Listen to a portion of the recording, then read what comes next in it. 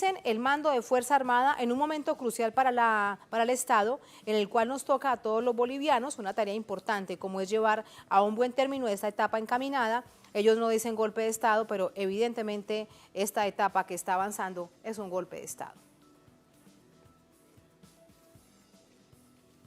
Tenemos la invitada, vamos con ella. Adriana Guzmán, referente del feminismo comunitario antipatriarcal de Bolivia, desde La Paz. Adriana, ¿cómo está? Buenas noches. Ahora sí me escucha. Sí, buenas noches, Aski Jalpuquipana. Un saludo de profunda indignación frente a este golpe de Estado en Bolivia.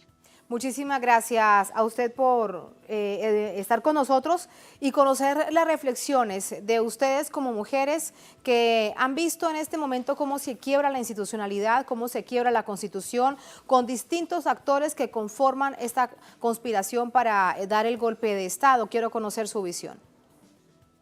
Bueno, para nosotras lo primero, lo más importante es que quede claro para la comunidad internacional que esto es un golpe de Estado por las características que tiene, porque no se respeta la institucionalidad, porque se utiliza a los militares, la policía, la fuerza para reprimir.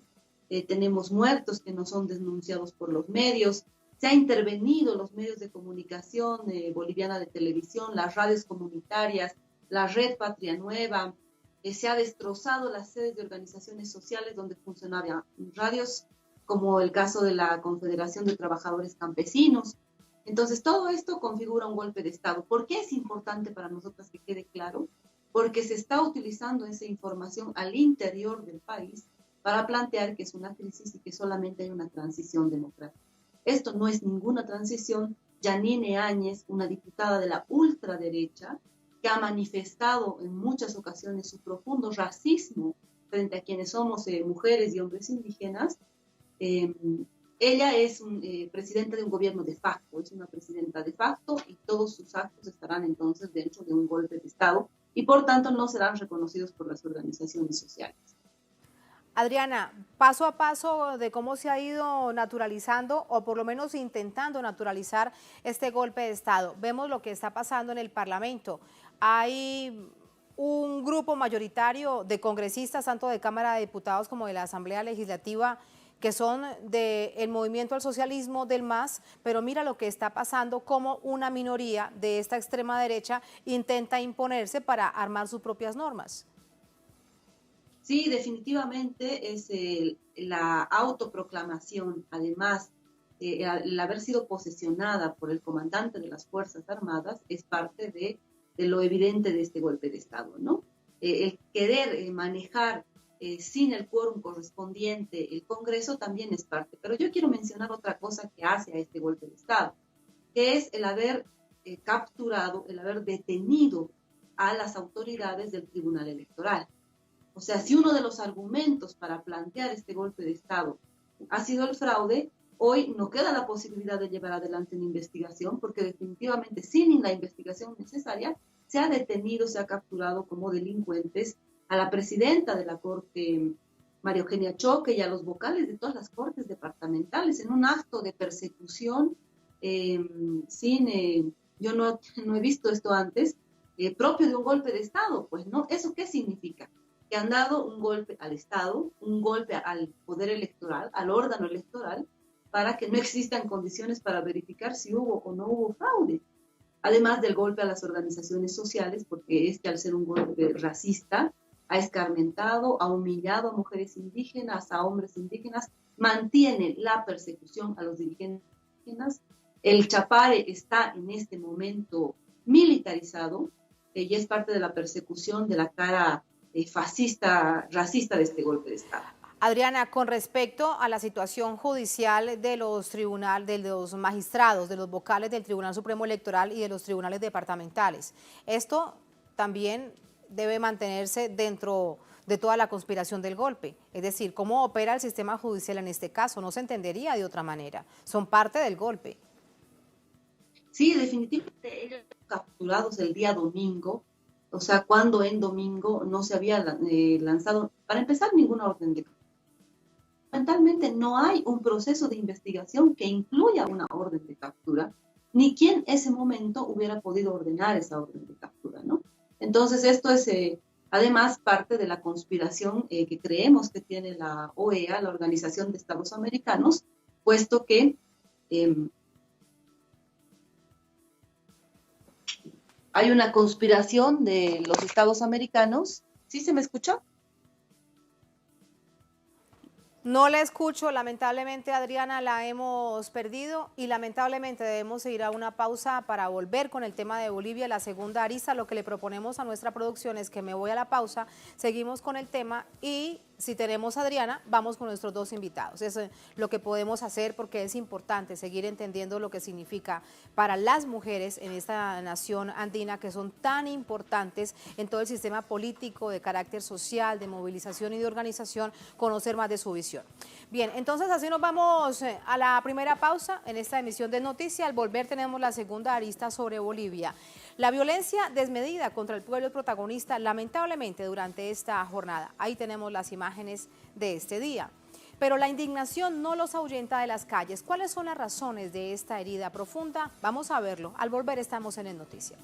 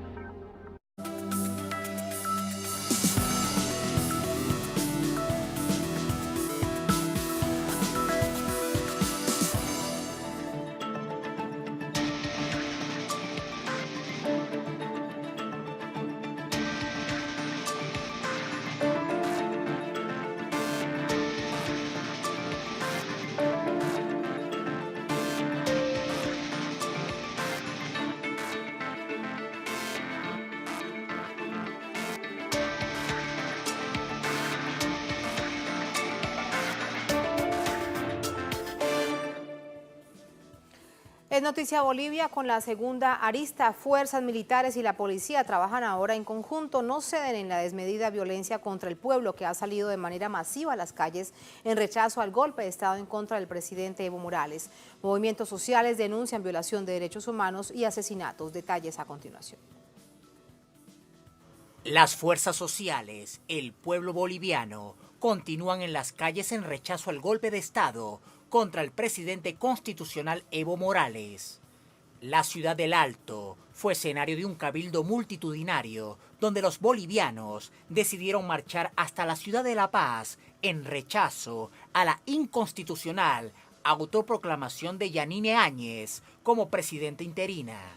Las fuerzas de seguridad ejercieron fuerte represión contra una multitud que reclama que los medios de comunicación informen lo que sucede. Antes de ayer, hemos tenido baleados, hemos tenido detenidos injustamente, hemos tenido bajas, pérdidas humanas, pero estos medios de comunicación, toditos medios de la comunicación, no nos han dado cobertura.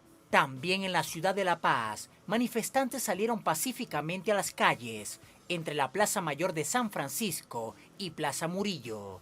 Policías y militares reprimieron violentamente la movilización con gases lacrimógenos. Como ven aquí nos han gasificado, no sé qué se está convirtiendo. Nosotros hemos salido por una marcha pacífica, pero esto no ha sido una marcha pacífica. Nos han empezado a gasificar, nos han empezado a perseguir policías. En las últimas acciones represivas, la Defensoría del Pueblo de Bolivia informa del fallecimiento de personas por impacto de bala a través de sus redes sociales. Precisemos que entre el 11 y 12 de noviembre se registraron 5 fallecidos, 4 por impacto de bala, durante la intervención conjunta de las Fuerzas Armadas y la Policía Boliviana. En medio del estremecimiento social que atraviesa Bolivia, Tras el golpe de Estado contra el presidente constitucional Evo Morales, la población denuncia la militarización de las ciudades de La Paz, El Alto y Cochabamba por aire y tierra, con tanquetas y aviones. Advierten que policías y militares recorren las calles en acción intimidatoria. Esto es lo que vimos durante esta jornada, también días atrás, desde el domingo pasado, cuando ya se consumaba este golpe de Estado en El Alto, en La Paz. ¿Qué pasa en otras partes del país? ¿Cuál es la situación? ¿Qué pasa con los movimientos sociales? ¿Cómo se ha anunciado que llegarán hasta La Paz? Bueno, ¿bajo qué condiciones? Para esto vamos a conversar vía telefónica con un líder social, Andrónico Rodríguez, vicepresidente de las 6 federaciones del Trópico de Cochabamba. Andrónico, buenas noches. Muy buenas noches a toda la audiencia, a toda Bolivia y a toda Latinoamérica. Andrónico, ¿dónde se encuentra usted esta noche? Yo estoy en Cochabamba, en el centro de Bolivia. Estamos justamente en este momento tan difícil, viviendo en nuestro país. De la noche a la mañana pasó este cambio radical en 180 grados, yo diría, pero esto viene planificado ya desde el año 2016, ¿no? 17, 2018 y este año 2019 se ha consumado el golpe de Estado que ellos ya en varias oportunidades hace meses atrás, incluso hace años atrás, anunciaron. Prácticamente ante los medios aseguraban y juraban de que Evo Morales no iba a ser presidente, tenía que salir o por las buenas o por las malas, ¿no? Eso ya alertaban, ¿no? Desde hace mucho tiempo alentaban a la violencia y lamentablemente llegamos a estas alturas de manera imprevista. Nosotros como movimientos sociales, tanto nuestro gobierno fue tan tolerante en estos 13, prácticamente 14 años contra muchos dirigentes de la oposición, ¿no? La oposición dice que vive en dictadura, que hay un tirano, de que no hay Estado de Derecho, de que no hay libertad de expresión, de que no hay libertad, de que no hay democracia, pero se dan el lujo de insultar lo que quieran al presidente. Salen a las calles, hacen sus parrilladas, obligan a la gente a cerrar sus casas, supuestamente con paros indefinidos, en fin, hacen lo que quieren y imponen la versión de que hay un dictador. Lamentable, definitivamente lamentable. A la mala y de mala fe actuaron en este caso muchos dirigentes políticos de la oposición y propios diputados y senadores de la oposición. Aquí nomás corrió mucha prebenda, amedrentamiento, intimidación, amenazas, y ya fue una estrategia, pero de manera muy sigilosa, planificado, ¿no? Entonces se ha llegado a tal extremo de ponerle entre la espada y la pared al presidente, o es que el pueblo, entre bolivianos se pelean, llegar al extremo de una guerra civil, o en todo caso denunciaba el presidente. Imagínense, en estos más de 13 años, el presidente nunca sacó a los militares a las calles contra ningún manifestante. La policía fue obviamente con algunos dispositivos disuasivos que pasaron en estos más de 13 años varias movilizaciones, que no fue a reprimir como lo están haciendo a primeras horas por una supuesta presidenta legal o legítimo, que no pasa de ser inconstitucional definitivamente, ¿no? Sí. Entonces denunciamos ante el mundo, si me permite, de que en este momento lo que está pasando es amedrentamiento, intimidación, o agarran a alguno de tu familiar, o te callas, o queman tu casa, o no, ya prácticamente los propios medios de comunicación, yo diría, no todos, algunos cómplices, los medios más masivos a nivel nacional, ¿no? Andrónico, ¿y esto sigue sucediéndome? Permíteme, te lo pregunto. Lo vimos con mucha claridad previo a la consumación del golpe. El domingo, sin duda, lo denunciaba el gobierno, lo denunciaba el presidente Evo, lo denunciaban varios ministros.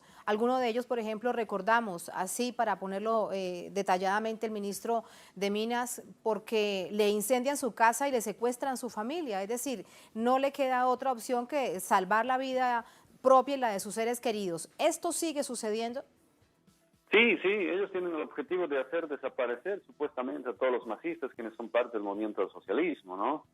Eso no para, según ellos no va a parar, y lo dicen de frente. ¿no? En el caso mío, yo denuncio públicamente a nivel internacional y en varias oportunidades amenazas muy serias me llegan a mi persona, ¿no? O dejo de hablar en la prensa o me callo, renuncio a ser del MAS, renuncio a la dirigencia, o van a empezar a emboscarme, van a empezar a buscarme, incluso a inventarse procesos penales contra mi persona. Y eso está pasando con la hermana Adriana Salvatierra, está pasando con algunos dirigentes de la CSUCD, o en todo caso, prebenda. Dinero, te tienen que pagar muchísimo dinero para que te calles o renuncies.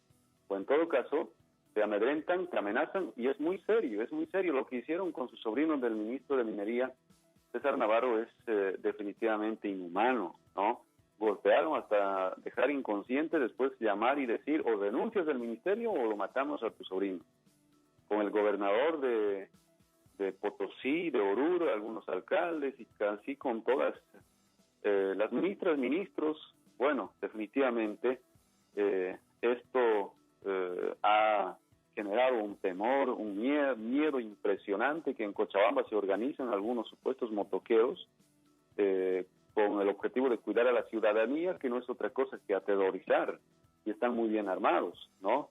Entonces ha generado mucho temor, es decir, sobre la verdad nos ganó el rumor a las calles, ¿no? Ellos están haciendo una especie de guerra psicológica a la gente de que no salga a las calles, o de que los masistas, o que de que los cocaleros, o de que los campesinos van a venir a saquear. Sin embargo, ellos mismos organizan algunos otros grupos a nombre de nosotros, utilizando la bandera del MAS o la OIPALA, o utilizando algunos eslóganes. Evo no está solo, pero están ahí rompiendo casas y saqueando, intimidando a la gente. Yo le digo, esta mañana, por ejemplo, una comerciante llorando me llama, ¿no? Llorando, compañeros, dice que ustedes del Chapar están viniendo a la ciudad a saquearnos. ¿Quién le dijo eso? Un teniente de la policía. Dice que debemos dar nosotros para su gasolina, para su movilidad, para que nos defienda. Increíble, impresionante que la policía esté actuando de esa manera criminal. Está haciendo creer a la población a la inversa de que nosotros ahora somos los victimadores, los violentos y los que están generando zozobra, miedo y sembrando racismo, terror. Increíble, definitivamente esto ha pasado al extremo. Y bueno, yo me pregunto, somos mayoría en Bolivia.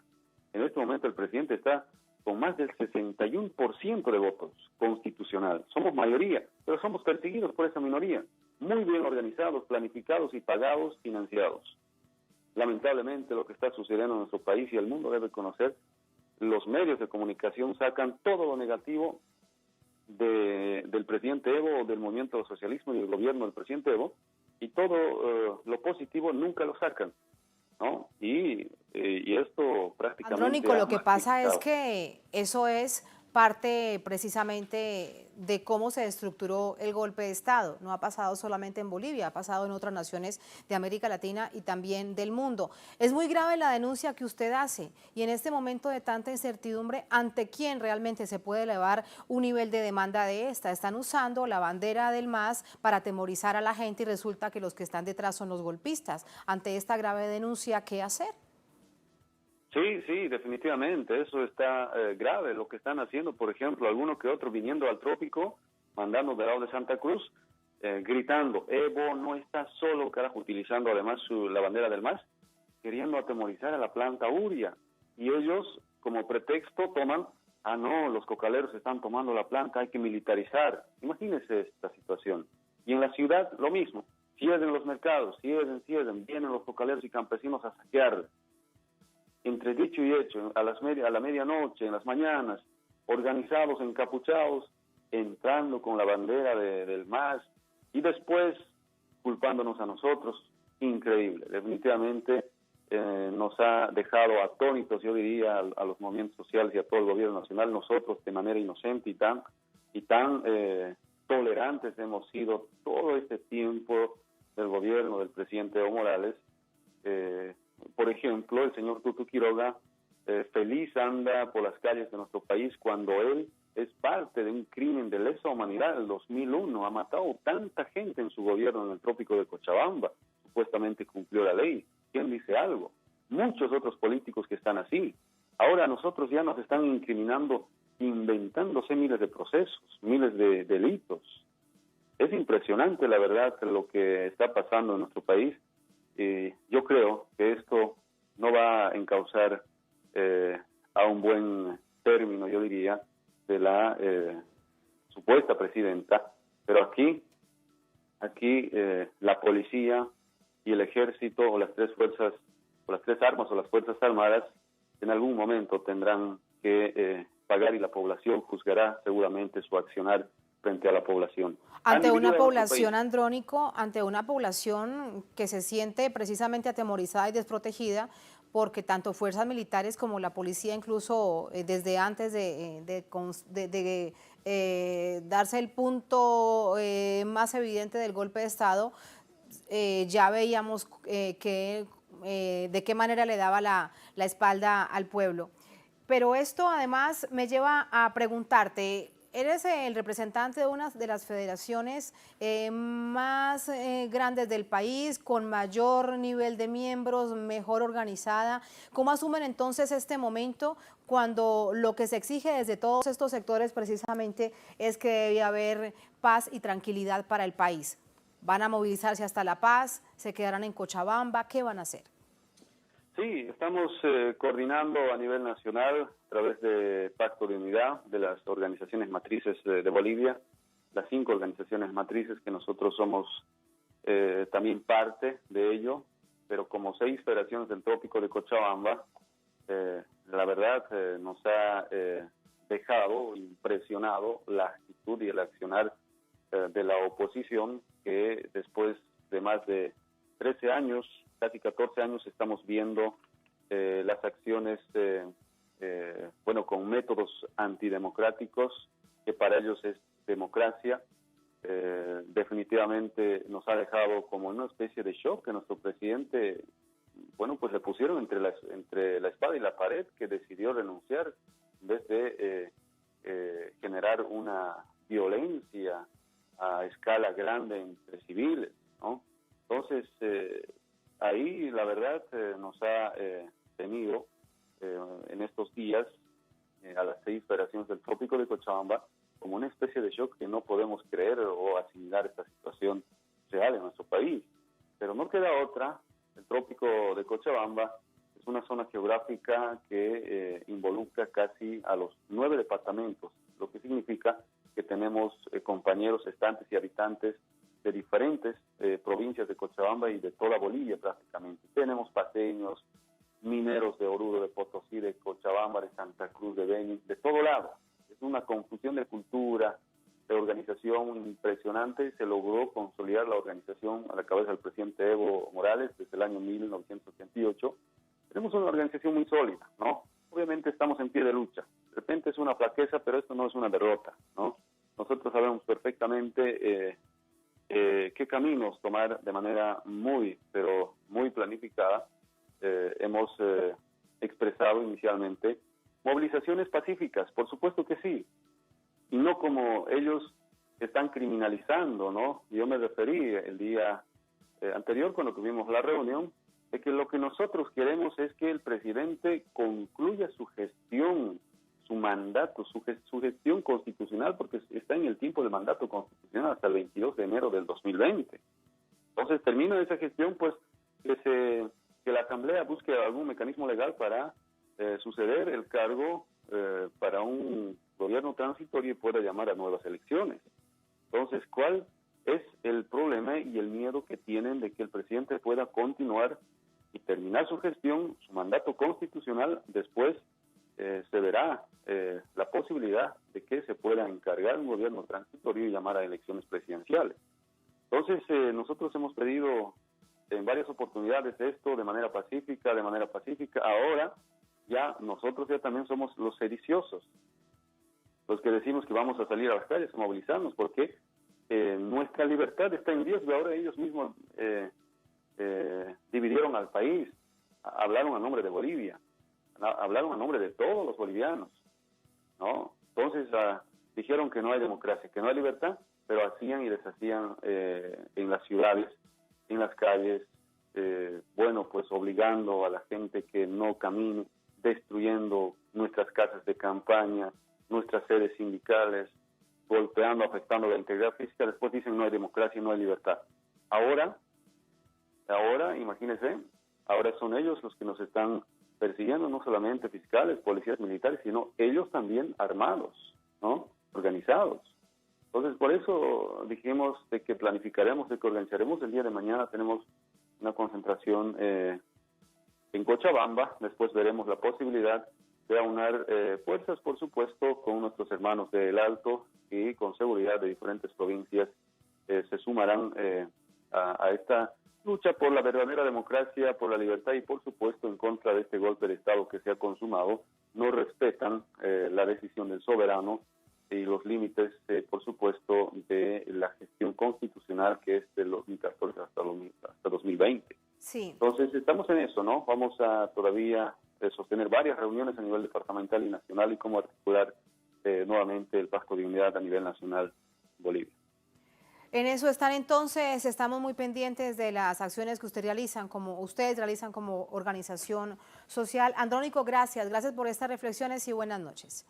Muchas gracias, muy buenas noches. Gracias a usted, buenas noches. Vamos a continuar con ese análisis. Saludamos desde La Paz a Nicolás Melendres. Nicolás, ¿cómo está? Buenas noches. Muy buenas noches, un placer estar aquí en toda Latinoamérica y el mundo acerca de lo que está sucediendo aquí en Bolivia y al mismo tiempo muy preocupado, ¿no?, en el contexto de las palabras del líder político joven de la zona del trópico de Cochabamba, Andrónico.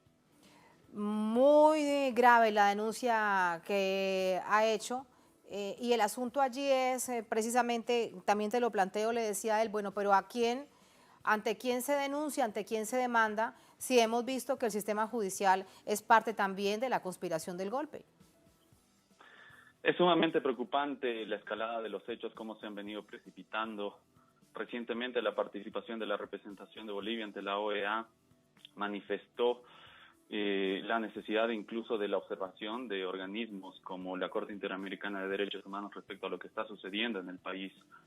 Al mismo tiempo, la participación de México al respecto, en contradicción a la posición de Estados Unidos, que estos eventos que se están dando tendrían todos los rasgos de lo que podría ser un golpe de Estado. Esta fue la posición del gobierno de México ante la OEA. En el mismo sentido, hace unas recientes horas, ACNUR de Naciones Unidas hizo un llamamiento y observación al respeto a los derechos humanos en Bolivia. Evidentemente nos encontramos realmente en una situación sumamente preocupante en Bolivia y que merecen la oportuna observación e investigación de la comunidad internacional, como lo denunció el líder Andrónico. Nicolás, a propósito de esta situación grave de derechos humanos, esta noche se ha publicado un comunicado por parte de la dirección del Instituto de Investigaciones Forenses, el IDIF, en tu país, en Bolivia. Se informa que producto de los conflictos sociales que vive el país, 10 personas han perdido la vida a la fecha, de las cuales 8 fueron por proyectil de arma de fuego. Hay además información también desde la Defensoría del Pueblo, pero al mismo tiempo hay subregistros. Se habla de más personas lamentablemente muertas, de más personas heridas lamentablemente de esta situación. ¿Quién entonces debería realmente asumir esta labor? Porque no es solamente una cifra, son las vidas humanas las que están en riesgo. La pregunta que plantea es sumamente complicada porque evidentemente, como usted se dará cuenta, en Bolivia nos encontramos en un estado indefenso. La sociedad civil se encuentra completamente indefensa, justamente porque nos encontramos en un estado de no derecho. No se está respetando el Estado de Derecho. Y en este sentido, como lo anunciaron las Fuerzas Armadas en coordinación con la Policía Boliviana, coordinaron lo que es el control civil. Pero sin embargo, ¿cuál es la cabeza institucional que habría regido durante todo este tiempo esa coordinación? ¿Cómo se explica la institucionalidad de este proceder? Es en este sentido que nos encontramos en una especie de interregno gubernamental, en el cual el sector más golpeado es la sociedad civil boliviana, y en este sentido es muy importante, yo creo, cuando una sociedad se encuentra en conflicto, la participación de los medios de comunicación, sobre todo en medios de comunicación internacional, organismos internacionales, ONGs, líderes políticos alrededor del mundo. Porque si revisamos, Nicolás, los medios de comunicación con respecto a estas graves denuncias de violaciones de derechos humanos, cuando además ya existen los rostros de las personas, algunas de ellas que lamentablemente, digo con claridad, han fallecido por balas de las Fuerzas Armadas o de la policía, eso será un asunto para investigar, hacen silencio. Y esa es la situación también que se ha denunciado durante esta jornada por parte de todos aquellos que se movilizaban en La Paz, el silencio de los medios locales. Así es, lo recalcó muy bien. Evidentemente, hoy en día los medios de comunicación locales se encuentran básicamente suspendidos, por decirlo de alguna manera, o simplemente no están reflejando, y si lo reflejan, lo que está sucediendo lo hacen de una manera sumamente esporádica. Es por eso que le vuelvo a recalcar, como lo dije anteriormente, es muy importante la participación de medios internacionales justamente como Telesur y otros medios de comunicación a nivel mundial. Por esas reflexiones es importante entender y analizar todos estos asuntos para ver cómo va avanzando esta situación tan compleja para el país. Nicolás, gracias, buenas noches. Gracias. Gracias a usted. Hay un tuit de hace minutos del presidente de Bolivia, Evo Morales. Él dice lo siguiente: condenamos la decisión, lo ven en pantalla, condenamos la decisión de Trump, el presidente de Estados Unidos, de reconocer al gobierno de facto y autoproclamado por la derecha. Después de imponer a Guaidó, ahora proclama a Áñez. El golpe de Estado que provoca muerte de mis hermanos bolivianos es una conspiración política y económica que viene desde Estados Unidos. Allí es una denuncia que hace además a través del Twitter el presidente de Bolivia, Evo Morales, ahora como asilado político porque ha logrado salvar su vida y se encuentra en México. Bien, así nos vamos a otra pausa brevísima en esta emisión de Es Noticia. Al volver salimos de la situación de Bolivia, nos centramos en otro hecho que fue noticia durante esta jornada con información y análisis. Es noticia Brasil, la embajada de Venezuela en Brasilia, la capital, fue invadida, fue atacada por varias horas. ¿Por qué no hubo, nos preguntamos, protección del gobierno del presidente Bolsonaro? ¿Se trata de nuevo precedente para el quiebre del derecho internacional? Vamos a analizarlo, ya venimos, estamos en Es Noticia.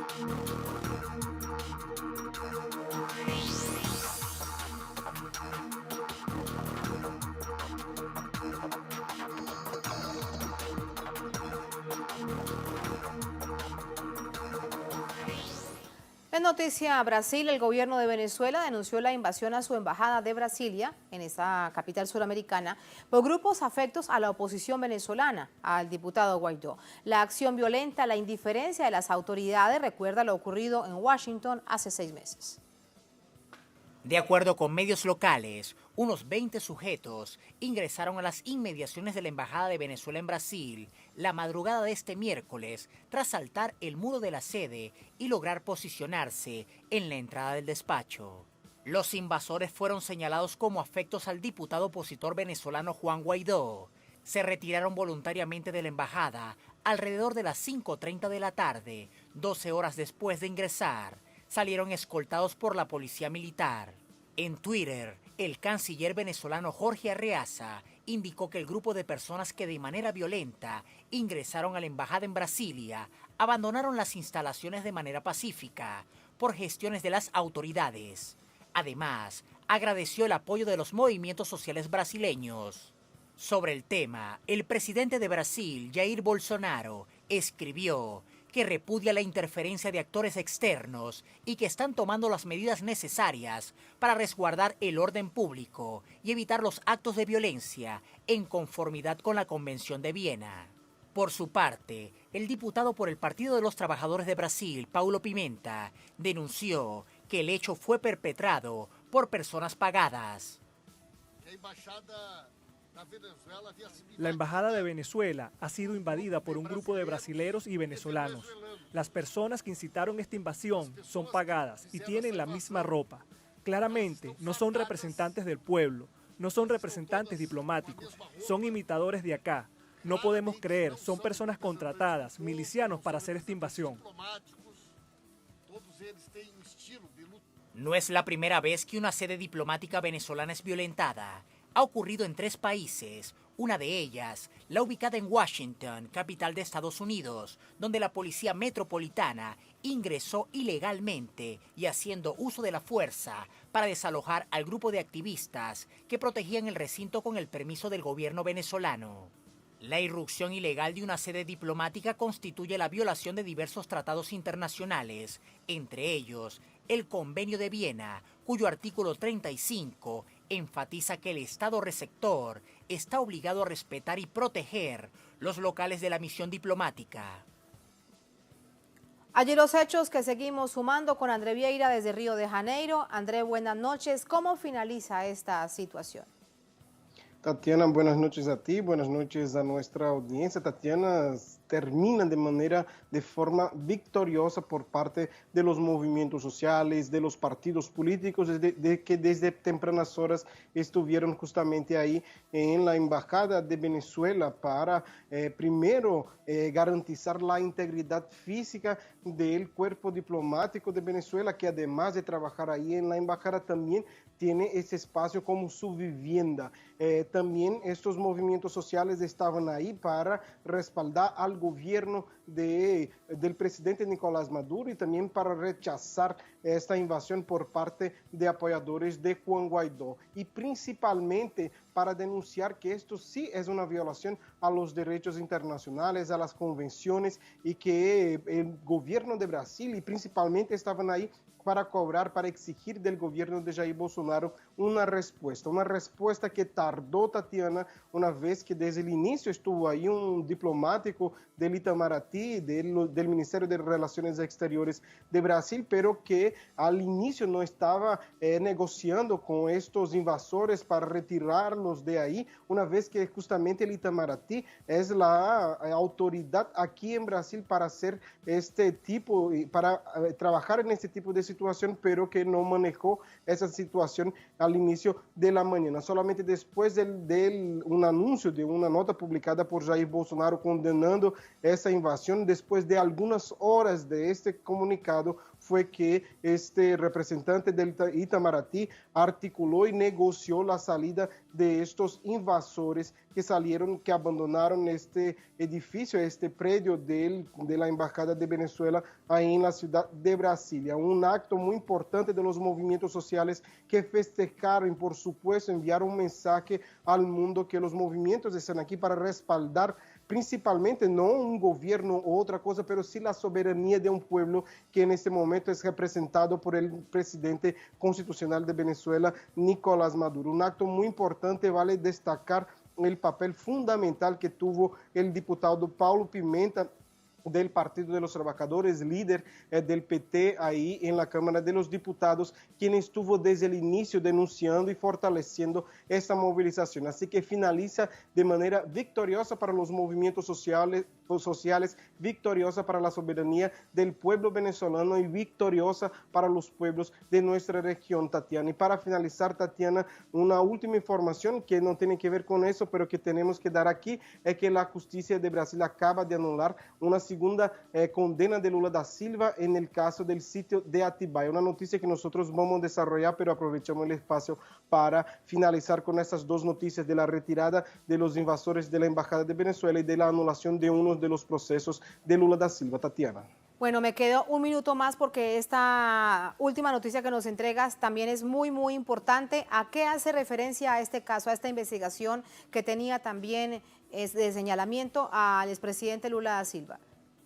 Sí, Tatiana, efectivamente lo que pasa es que Lula está condenado en dos procesos. El primero es justamente del ministro, ahora ministro de Jair Bolsonaro, Sérgio Moro, que tiene que ver con un departamento en São Paulo, y el segundo, la segunda condena era sobre un sitio en otra ciudad de Atibaia. Lo que pasa es que la jueza que sentenció Lula da Silva, condenó Lula da Silva, utilizó un plagio de una sentencia de Sérgio Moro, y el tribunal comprendió que la jueza no analizó el proceso una vez que se utilizó del mismo texto de Sérgio Moro para proferir su condena. Así que este proceso, el segundo proceso contra Lula da Silva, acaba de ser anulado. El primer proceso continúa, que es justamente el proceso que detuvo Lula da Silva, y que en este momento están los abogados en la Corte Suprema buscando la suspensión de Sérgio Moro y la anulación del proceso contra Lula da Silva, Tatiana. Muy importante la información que nos entregas, todo esto que nos has dicho esta noche. Bueno, son dos victorias de movimientos sociales, que son las bases precisamente,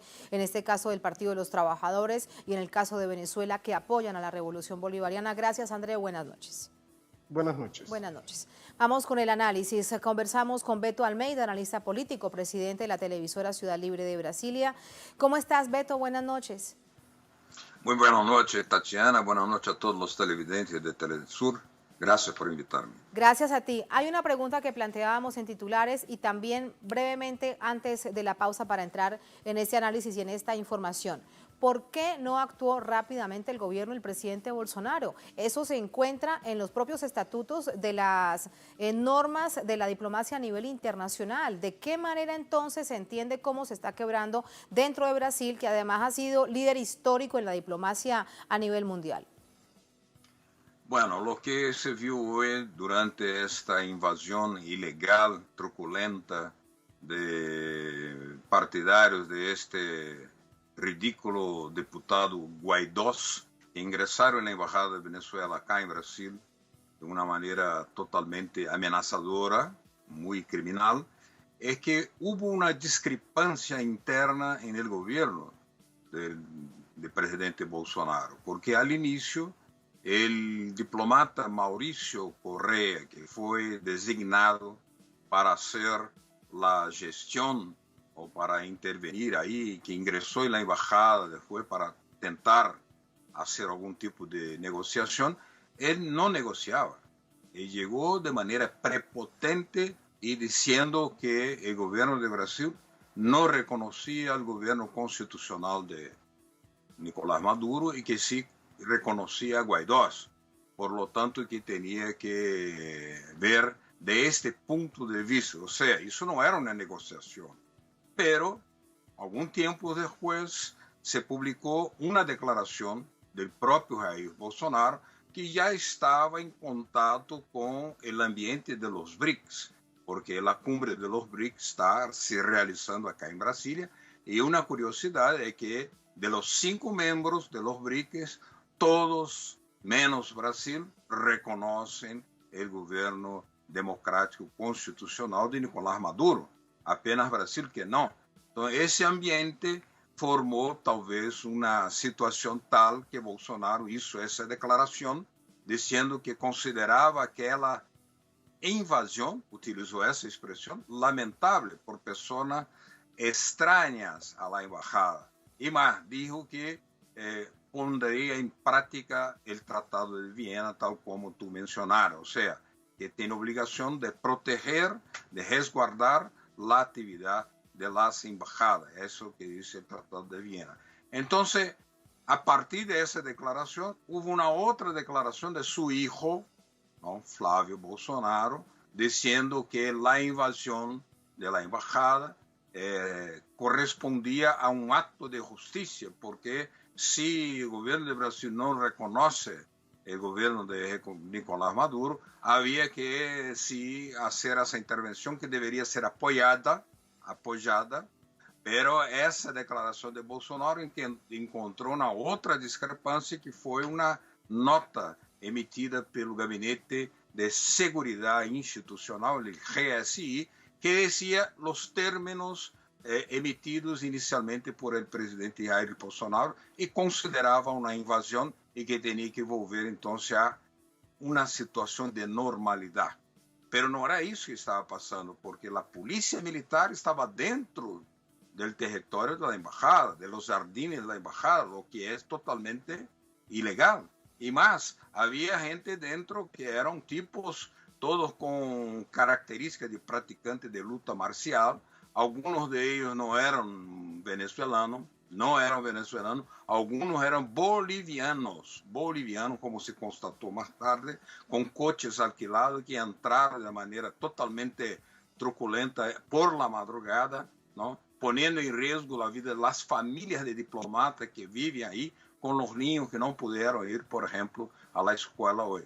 Entonces, se tardó mucho por esa discrepancia interna hasta que finalmente los propios militares que ahí estaban, los coroneles de la Policía Federal, la Policía Militar, estaban ya constatando que alguna otra posición estaba siendo emitida por el Itamaraty, el Ministerio de Relaciones Exteriores, que se llegaría a un acuerdo para volver a la normalidad y la salida de esta gente que había entrado portando unas mochilas muy extrañas, y nosotros pedimos incluso para que hubiera una revisión, una revista a esas mochilas, porque que estaban ali que querían sacársela, que querían esconder, ocultar. ¿Será que habían armas en esa mochila? Puede ser. No se permitieron la revisión de esa mochila. Así que eso tardó por esta de marcha, mientras la movilización afuera y adentro de la solidaridad de los partidos, la juventud, de todos sindicatos, trabajadores, movimientos sociales, fue muy intensa y ayudó a crear todo un clima con un ambiente de la reunión de los BRICS que formara la situación para que los invasores fueron sacados, pero deberían haber salido aprisionados, procesados, porque cometieron, incluso siendo bolivianos, muchos de ellos, un acto absolutamente ilegal y tienen que ser responsabilizados y punidos por eso. Pues es que es un delito, con todo el relato que nos haces de haber estado allí precisamente presenciando cada una de estas situaciones. Evidentemente lo que cometieron fue un delito. Beto, te quiero agradecer por habernos entregado más detalles de lo que allí sucedió y también entendemos y así respondemos la pregunta, ¿por qué se tardó tanto en actuar el gobierno del presidente Bolsonaro? Muchas gracias, buenas noches. Muchas gracias, buenas noches, buen trabajo. Chao. Buenas gracias, chao, Beto. Gracias a ustedes por habernos acompañado. Así ponemos punto final a esta emisión de Noticia. Será hasta la próxima, sigan con nosotros.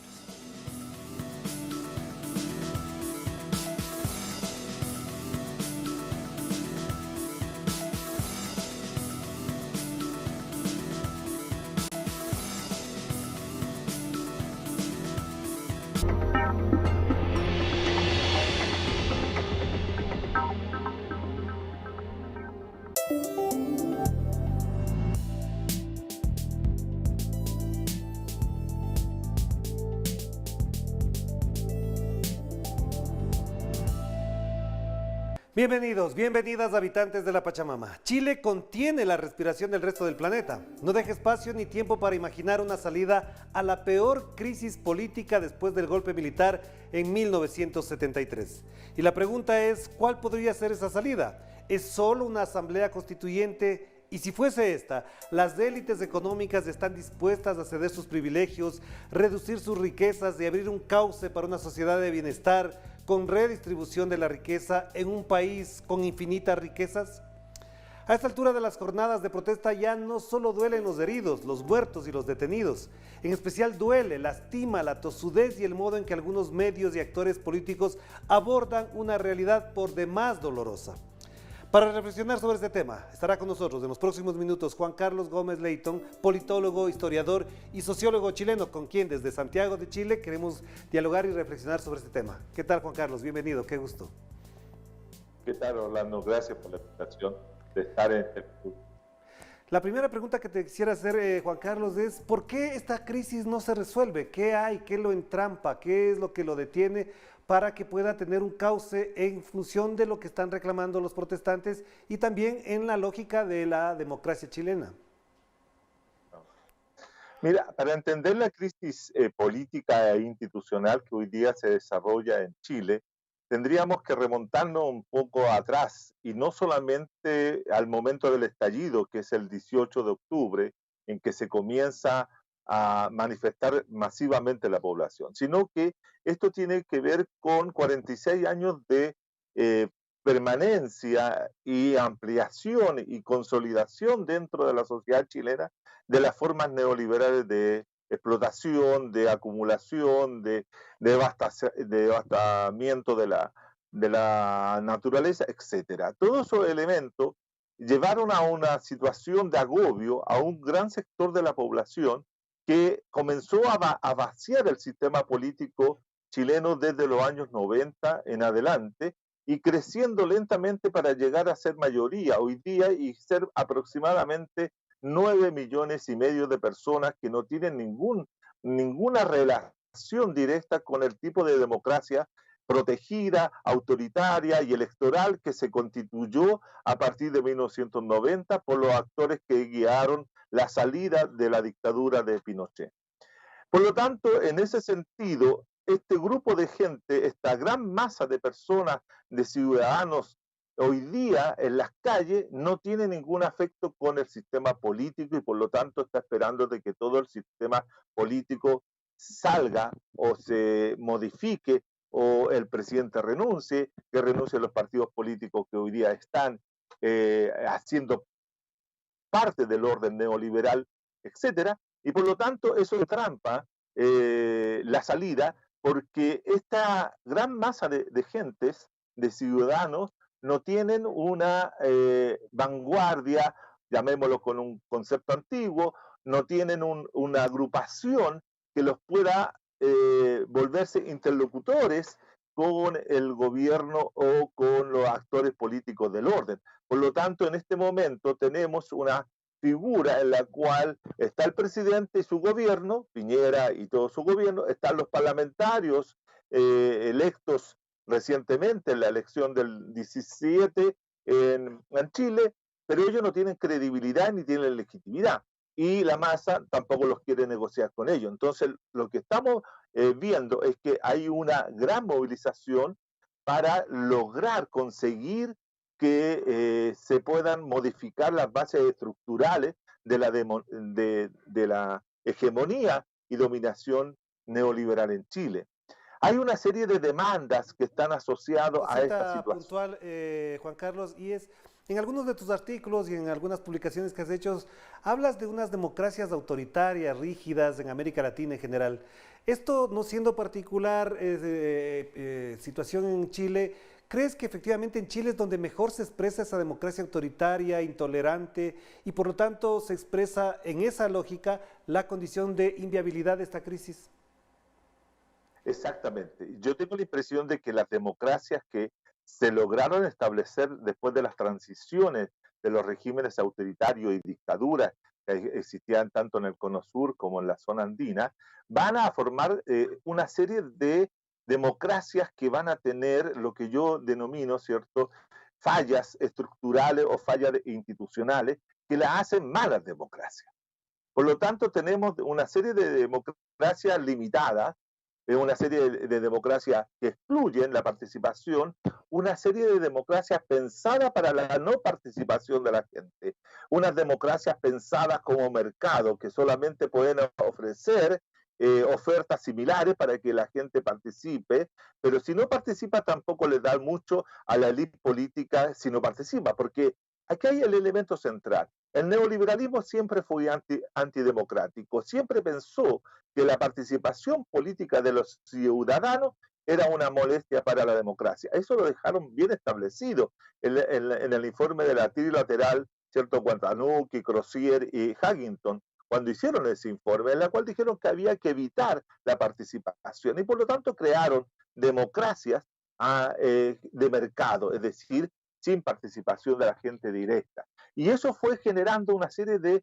conflictividades en América Latina y algunas sociedades latinoamericanas lograron quebrar esas democracias y la chilena era la más dura, era la más, a la que aparecía, ¿cierto?, como la más estable, la más gobernable, y era admirada por todo el continente, y todos querían ser como esa democracia, pero esa democracia escondía justamente un conjunto de contradicciones que en este momento están estallando frente al Palacio de la Moneda, frente al Palacio Legislativo y frente a toda la clase política. Ese es un estallido social que se viene acumulando desde los años 90. Yo decía recién que creció, lo que yo denomino el partido de los y las no electores, vino creciendo sin que nadie le prestara atención.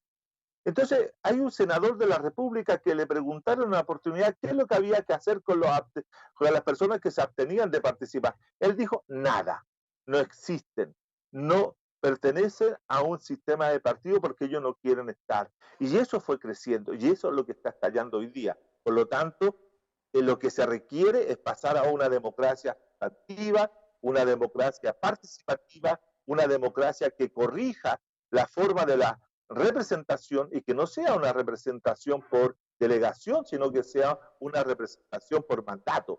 Claro, es decir, Juan Carlos, ahí una precisión. Tú acabas de mencionar algo que es muy importante. Esos no electores son los que no participaron y por lo tanto dejaron que otros decidieran por los chilenos. Entonces, ¿cómo se explica que este estallido social de ahora sea incluso por quienes votaron por Piñera en el año 2017 y en la segunda vuelta en el 2018? ¿Cómo se va a explicar la historia que esa misma gente es la que ahora rechaza a Piñera?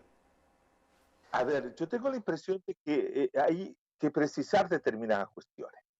En la elección de Piñera del año 2017 para el 18, cuando asume, hay un porcentaje muy pequeño de personas que van a participar por Piñera o van a votar por Piñera, que no pasa a ser más del 26% de todo el electorado, que son 14.347.288 personas. 14 millones y solamente registran una votación de 3 millones o cerca de 4 millones. Pero eso implica que la democracia liberales, las democracias burguesas, para decirlo francamente, contienen una ficción, crean la idea de una mayoría que no es real. Por ejemplo, a Piñera se le señaló por el Servicio Electoral Chileno, el CERVEL, que había obtenido el 54% de los votos, o que había obtenido el 54% del apoyo de la ciudadanía. Pero eso era falso, y es falso, porque es una ficción matemática, aritmética, y por lo tanto eso presta engaño y hace presumir incluso a los propios actores que ellos contaban con un apoyo masivo, mientras que aproximadamente, si contamos las personas que votaron por los otros candidatos, más todos los que se abstuvieron, en esa elección teníamos que cerca de un 70% de gente rechazaba la presencia de Piñera en el poder. Claro, y ahí hay otro elemento que hay que explicar también, que la no concurrencia en la segunda vuelta de las dos fuerzas que podían haber evitado que Piñera llegara al poder, no se pusieron de acuerdo. Esto es similar a lo que pasó en Argentina cuando llegó Macri, algo muy similar a lo que pasó en Brasil cuando ganó Bolsonaro. Es decir, aquí hay un problema también de las técnicas electorales y de las formas como se plantea la segunda vuelta. Las segundas vueltas en la América Latina no fueron construidas para dar más democracia, sino para favorecer a los sectores del status quo. Y lo acabamos de ver en lo que acaba de ocurrir en Bolivia. Es decir, aquí las democracias transitivas siempre fueron democracias conservadoras y antiparticipativas de la ciudadanía, y por eso digo que son democracias electorales y democracias autoritarias. Pero para cerrar entonces este bloque, nos queda un minuto para este bloque, Juan Carlos. ¿El señor Sebastián Piñera es consciente de esa pérdida de apoyo? ¿Se creyó el cuento de que la mayoría estaba con él? ¿O es que incluso hay una lógica, una psicología de legitimar esas ficciones de las que hablas? Exactamente, yo creo que la mayoría de los actores políticos y los sujetos que conforman el Parlamento y el gobierno tienen esa idea de que ellos son mayoritarios o que cuentan con apoyos mayoritarios en la sociedad, y eso no es así. Piñera se creyó el cuento porque era la ficción que predomina y es la ficción mentirosa que engaña tanto a la ciudadanía como a los actores. Pero como digo, insisto, había una gran proporción de gente que aproximadamente, ¿cierto? Para el momento eran cerca de 8,5 millones de personas que no estaban apoyando a ninguno. Y esos son los que hoy día están en la calle. Cuando hay 1.200.000 personas en la calle o 1.500.000, ahí hay 60% o 70% que son los que no han participado en política directamente y que hicieron permanentemente política en los márgenes del sistema y no están integrados. Y por eso no tienen ningún compromiso con el sistema. Vamos a hacer la primera pausa, entonces, Juan Carlos, para volver y seguir conversando sobre ya la parte que nos interesa analizar contigo, que ¿es posible una asamblea constituyente? Lo veremos en la segunda parte. Vamos a la pausa y enseguida volvemos desde Santiago de Chile con Juan Carlos Gómez, quien además de una prolífica producción teórica e intelectual, tiene además una mirada muy particular y concreta sobre lo que vive y atraviesa América Latina y ahora concretándonos en Chile. Vamos a la pausa.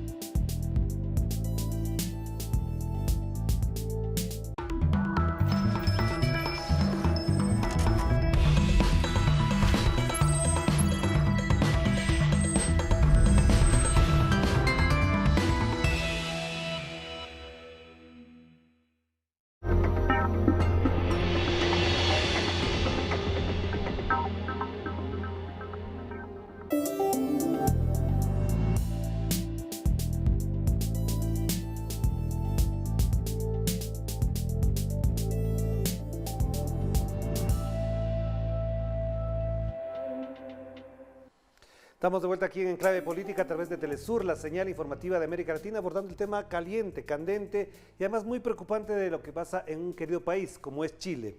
Y estamos con Juan Carlos Gómez directamente de Santiago de Chile y le queremos preguntar a él, ¿es posible la apertura de un camino hacia la Asamblea Constituyente? ¿Es posible que las condiciones políticas, jurídicas y constitucionales permitan a la élite económica también garantizar el desarrollo de una constituyente de esta naturaleza, Juan Carlos?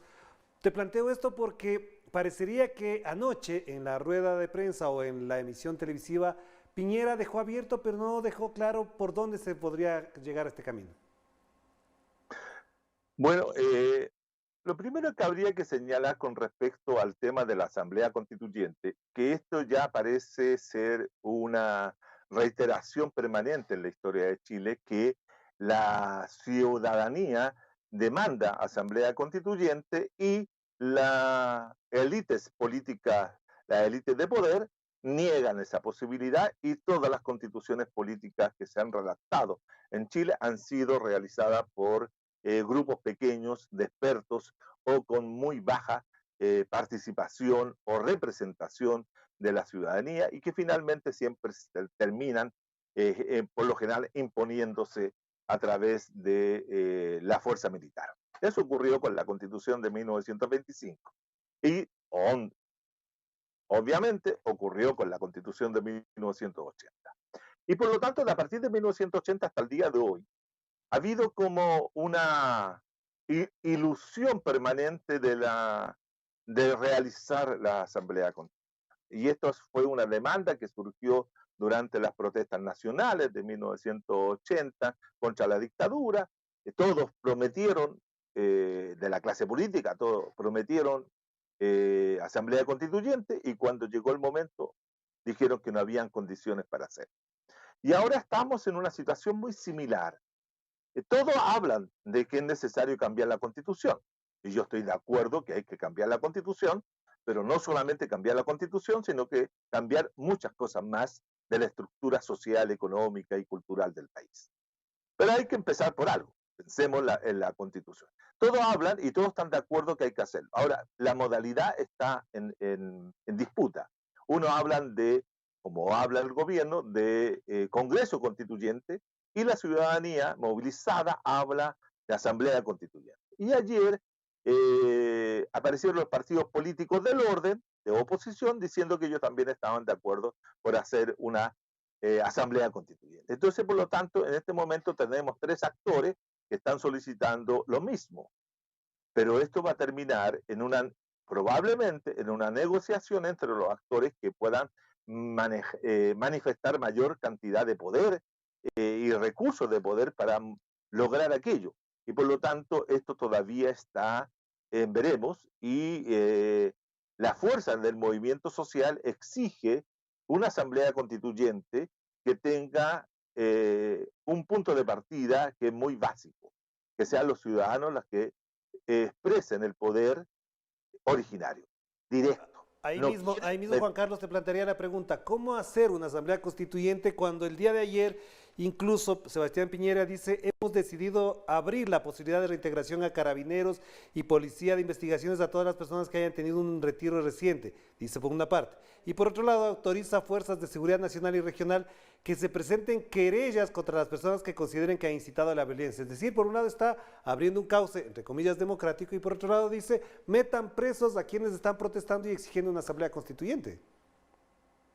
En este momento el gobierno de Piñera está en una situación de desconcierto total y pérdida de brújula política e incluso de realismo político. Piñera no se percibe, ni escucha, ni atiende lo que son los llamados efectivos de la sociedad chilena movilizada para la realización de una asamblea constituyente de la manera como la piensa los sectores populares, como la piensan los trabajadores, como la piensa la ciudadanía en general. Que es como digo, una expresión del poder originario directo, sin mediaciones. ¿Cómo se podría resolver aquello? Esto es delicado, porque puede incrementar el Estado policial, puede incrementar el Estado represivo. Ese es el objetivo de incrementar la fuerza policíaca, o puede generar condiciones para desarrollar una confrontación de tal manera que una confrontación social de que puedan participar directamente los militares para zanjar una situación de esta naturaleza. Ahora yo tengo la impresión que algo raro, por decirlo de esta forma, ocurre al interior de las Fuerzas Armadas. Las Fuerzas Armadas que tuvieron una salida y un posterior retiro bastante fuerte, desacreditada, incluso las Fuerzas Armadas desautorizaron al presidente cuando éste dijo que estábamos en guerra. El general a cargo de las tropas y del estado de emergencia dijo que él no estaba en guerra con nadie, lo cual generó una discrepancia y una conflictividad al interior del gobierno y tuvo que ser levantado el estado de emergencia, no solamente por la presión de las masas en las calles, sino también por esta discrepancia interna. Esto no está zanjado, ¿sí? No sabemos claramente qué es lo que están pensando los militares. Hay una interrogante en este momento. Es muy curioso que mantengan un silencio a lo largo de casi ya un mes de manifestaciones, salvo lo que fue la semana que estuvieron en la calle. Pero algo raro ocurre y eso uno no podría señalar para dónde va.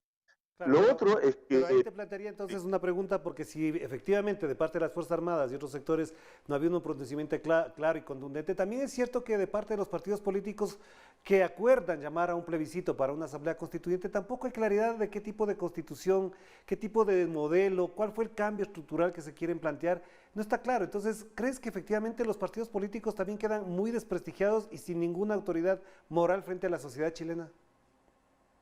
Yo tengo la impresión de que los partidos políticos hoy día, los partidos políticos del orden, los que han estado durante todos estos 30 años gobernando la democracia protegida y autoritaria chilena, ellos no estaban preparados para enfrentar esta situación.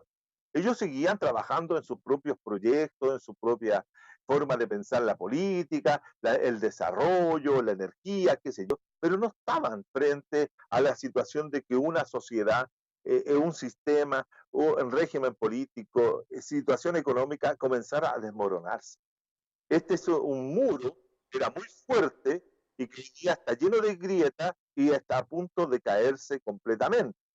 Por lo tanto, para eso los partidos políticos que están hoy día en el orden, ni los viejos como los nuevos, a eso me refiero el Chile Vamos, la ex concertación de partidos, como también lo ex de la nueva mayoría y el Frente Amplio, no están preparados, no tienen proyecto para esto. Yo creo que los proyectos van a aparecer fundamentalmente desde los sectores sociales que hoy día están en lo que se llama la unidad social, y de ahí va a salir todo esto. Todo esto es un proceso de construcción.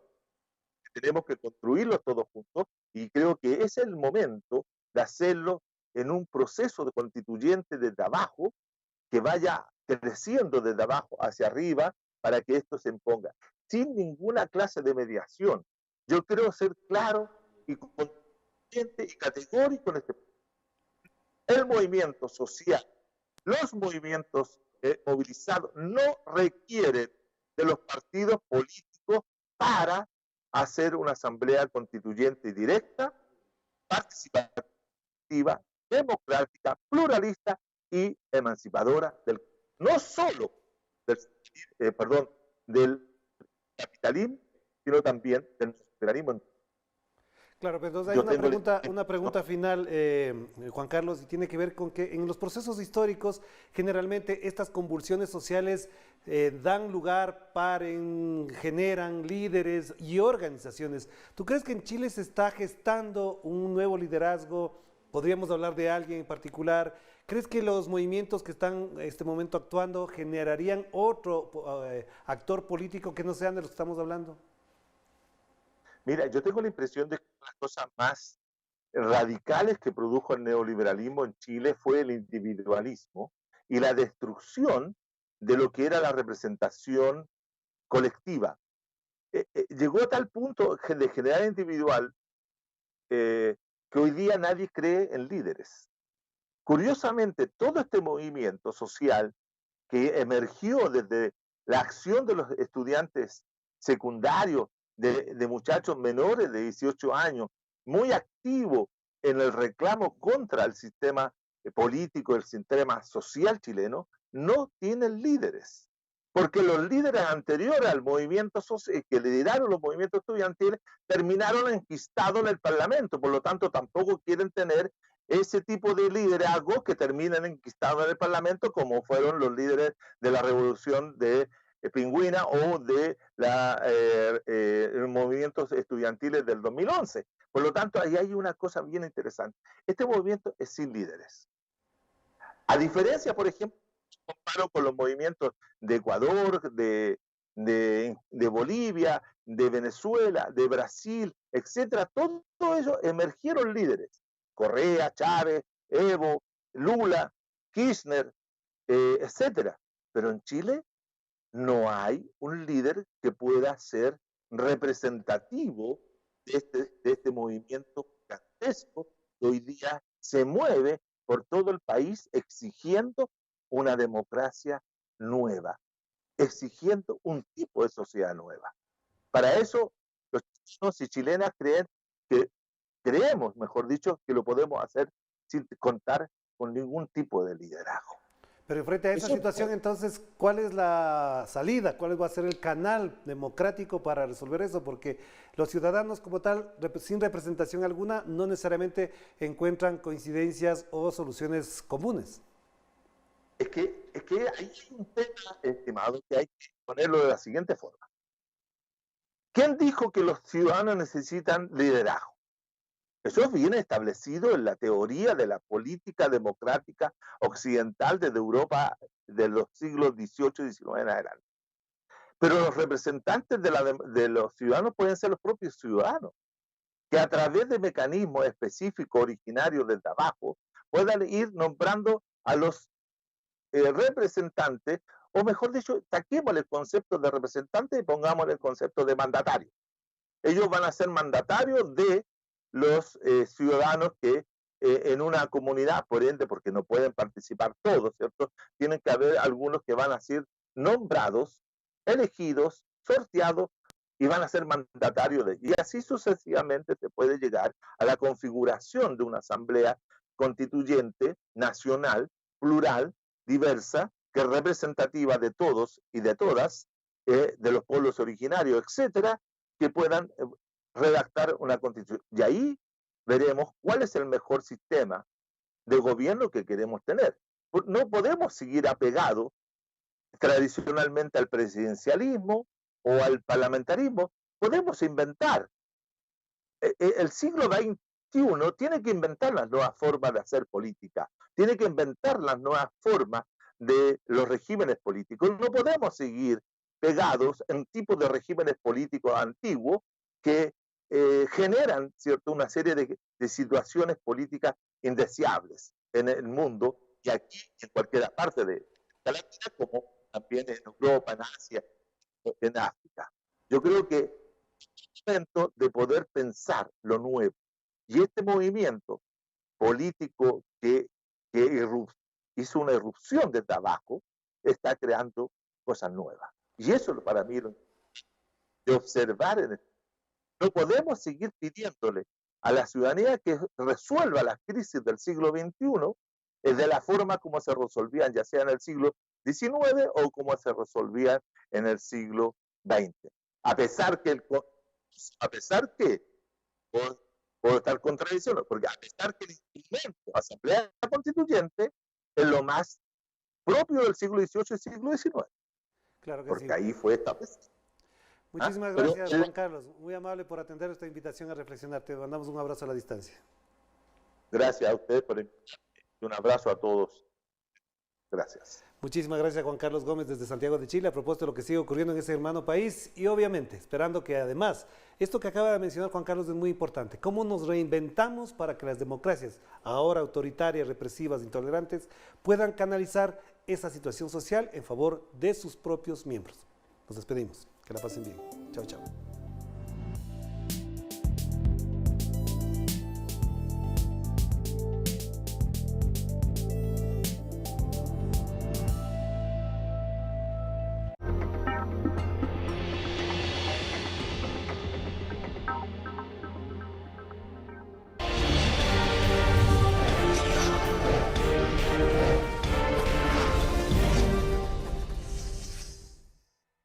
Estamos hoy con el presidente de Bolivia, Evo Morales, quien, como sabemos, está aquí después de recibir asilo político tras el golpe de Estado en su país, golpe de Estado cívico, político y policial.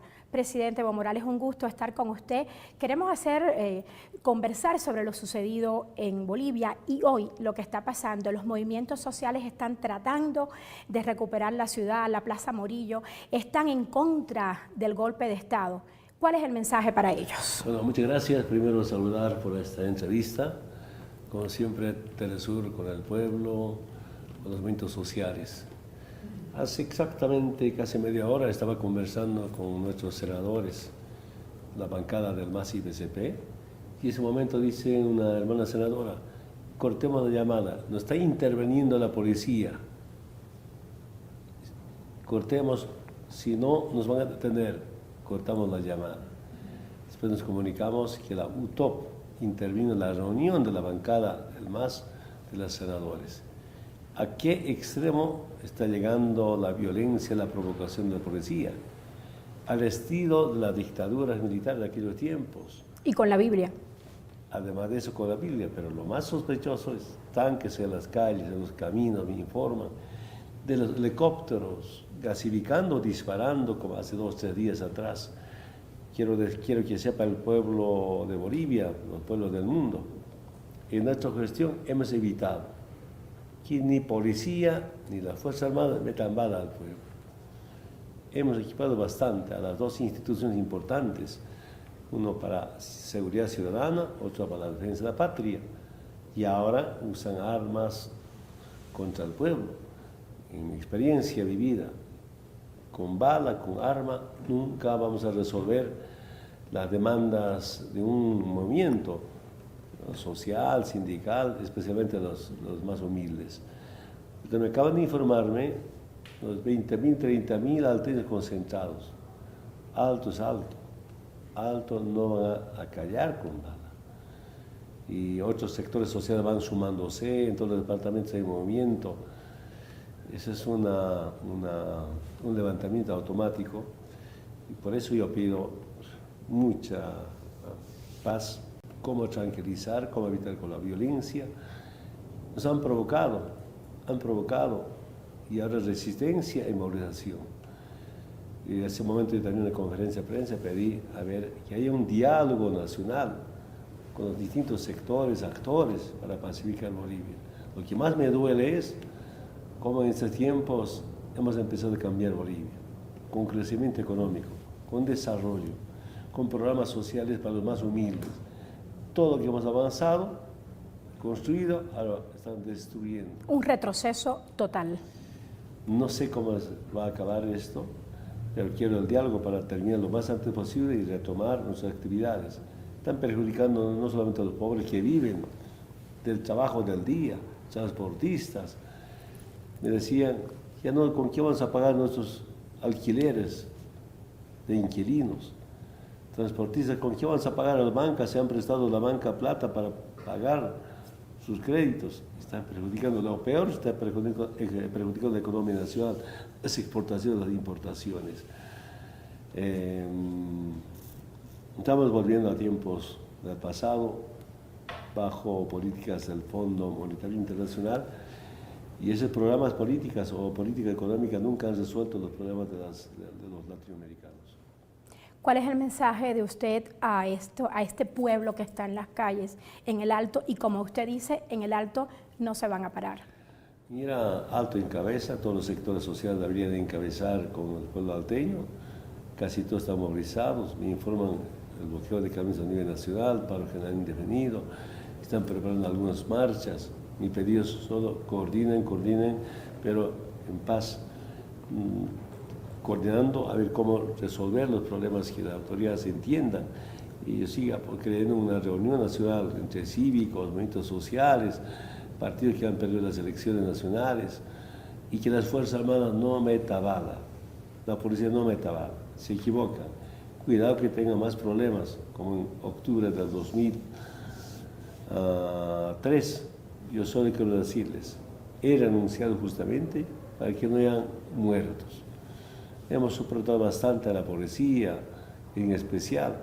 El día domingo ni un muerto, sábado ni un muerto. Hemos evitado. Y me dijeron que renuncia Evo y Álvaro. Y renunciamos para que no haya más violencia, para que no hayan sido agredidos mis hermanas y hermanos, dirigentes sindicales, mis hermanos autoridades como ministros. Largo serie de comentarios. ¿Qué hacen?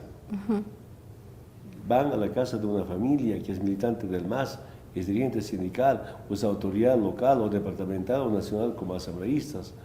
Después dice, si tu papá no habla contra Evo o no renuncia, quemamos tu casa y te quemamos a vos. Quemar al ser humano. Esto es total sicariato. Ustedes saben que han quemado la casa de mi hermana, saquearon mi casa. Los vecinos se separaron para que no queme mi casa.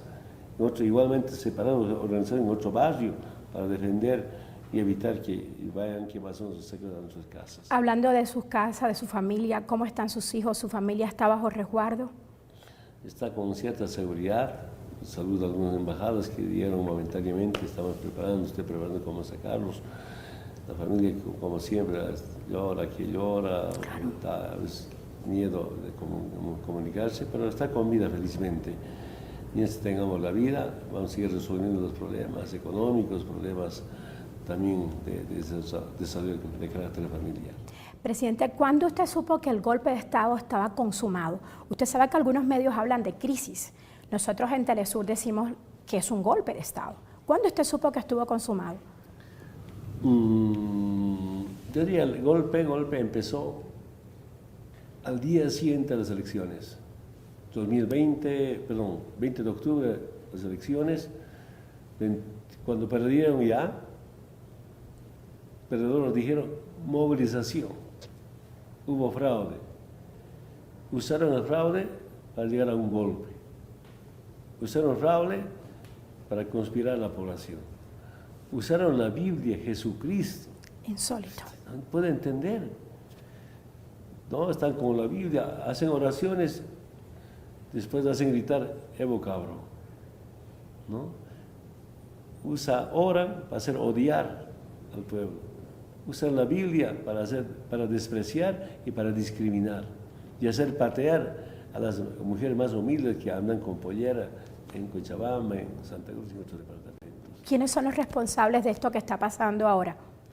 Comité Cívico de Santa Cruz y también el candidato perdedor, Carlos de Mesa, que públicamente dijo, movilízase frente al fraude.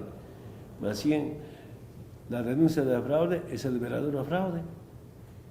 ¿Qué fraude? Eso nunca, a mí me gusta, ayúdenos, no conozco eso, aunque quiero que sepan. La primera elección en 2002 me robaron, ganamos esas elecciones. Ahora, última mi reelección, me están robando. El papel de la OEA en este robo, el papel de la OEA en este golpe de Estado. Ahora nos damos cuenta. Almagro dice que fue un autogolpe, imagínese. ¿Cuál es el papel? ¿Cómo usted ve esta situación? ¿Cómo que autogolpe? Así ha dicho. Los movimientos sociales lo apoyan, muchos países lo apoyan, el movimiento de los no alineados está apoyando a Evo Morales. Sí. Pero el secretario general de la OEA, tan desprestigiado, dice que lo de usted fue un autogolpe. ¿Qué le diría a usted si lo tuviera delante, Almagro? Yo creo que Luis Almagro está equivocándose, porque ¿qué era el acuerdo que teníamos? ¿Cuál era? Que revise acta por acta si fuera posible, ¿no? Que voto por voto, aunque es difícil, que verifique. Además de eso, recién hoy día tenía que dar el informe oficial. Y en la madrugada del día domingo dijo, vamos a dar un informe preliminar. Queremos ver el informe. Totalmente en contra, pero además de eso decía, el Evo ganó, según a Carlos de Mesa, aunque no hay una información clara si ha ganado primera vuelta o no en la primera vuelta. Si no ganan en la primera vuelta, ¿por qué toma una decisión política de decir otras elecciones? Debería ir entonces a la segunda vuelta. Esto demuestra que es una decisión política y no una decisión técnica. Tengo información que también hicieron una auditoría interna y somos ganadores. Siempre ha habido algunos problemas, va a haber problemas, pero hemos ganado las elecciones en la primera vuelta. Presidente, ¿usted puede comparar lo que ha ocurrido en Bolivia con lo que está ocurriendo ahora mismo en Chile? Bueno, allí es totalmente diferente, que yo sepa, aunque no tengo mucho que comentar. Es un derecho al pueblo. En nuestro caso, es una conspiración política, pero también económica.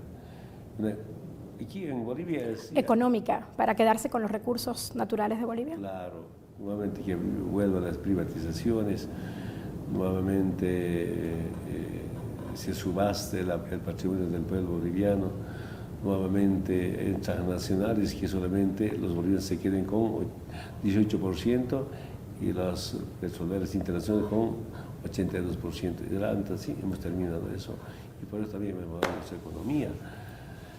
Digo esto porque esta conspiración es parte de una lucha de clases, me di cuenta de eso. No aceptan que un indio con su equipo puede cambiar la situación del pueblo boliviano. No aceptan que nosotros implementamos programas sociales, políticas económicas, con nacionalización, que la redistribución de la riqueza nos ha ido bastante para reducir la pobreza, que por primera vez en la historia de Bolivia, después de su fundación, 1825, de los 3 años que estamos, Bolivia sea 6 veces primero en crecimiento económico en Sudamérica. No había eso. Hay grupos que nos perdonan, mi pecado es, además de eso, haber nacionalizado los recursos naturales, las empresas estratégicas. El pecado de fondo es ser antiimperialista, anticolonialista. Definitivamente, y hablando de eso, señor presidente, se autoproclamó una senadora golpista, Yanín Añez, una persona que ha estado diciendo todo el tiempo, ha tenido posturas contra los indígenas, posturas racistas. ¿Cómo puede autoproclamarse ella presidente interina cuando ni siquiera el MAS, que tiene mayoría, estaba en esa elección? No había quórum. ¿Cómo usted valora lo que pasó? Mira, su derecho a ser racista, anti-indigenista, pero ella no respetó la Constitución. Primero, renuncia debe ser aprobado o rechazado en la Asamblea. No hubo eso. Y eso no ocurrió.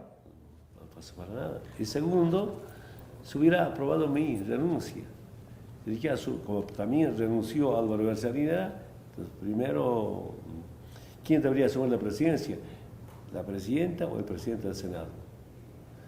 Y si no, ¿quién también renunció? El presidente de la Cámara de Diputados. Eso está en nuestra Constitución. Ella es segunda vicepresidenta del Senado, me parece autoproclamada presidenta. Y lo peor aquí, acaban de informarme, Estados Unidos reconoce, Inglaterra reconoce. Entonces, mira, ¿de dónde viene el golpe? Ahora puedo pensar que el golpe viene a Estados Unidos. ¿Y esos 16 audios que se escucharon? Ah, sí. Entonces el golpe viene de Estados Unidos. ¿Y de qué otro país? ¿Solo Estados Unidos? Ahora, quien reconoció Inglaterra, también se puede pensar que también viene el golpe de ahí. Le llaman a esta senadora la Guaidó boliviana, en las redes sociales, así le llaman. ¿Usted qué opina? Bueno, no... Autoproclamada. Pero la Argentina es Guaidó o no Guaidó.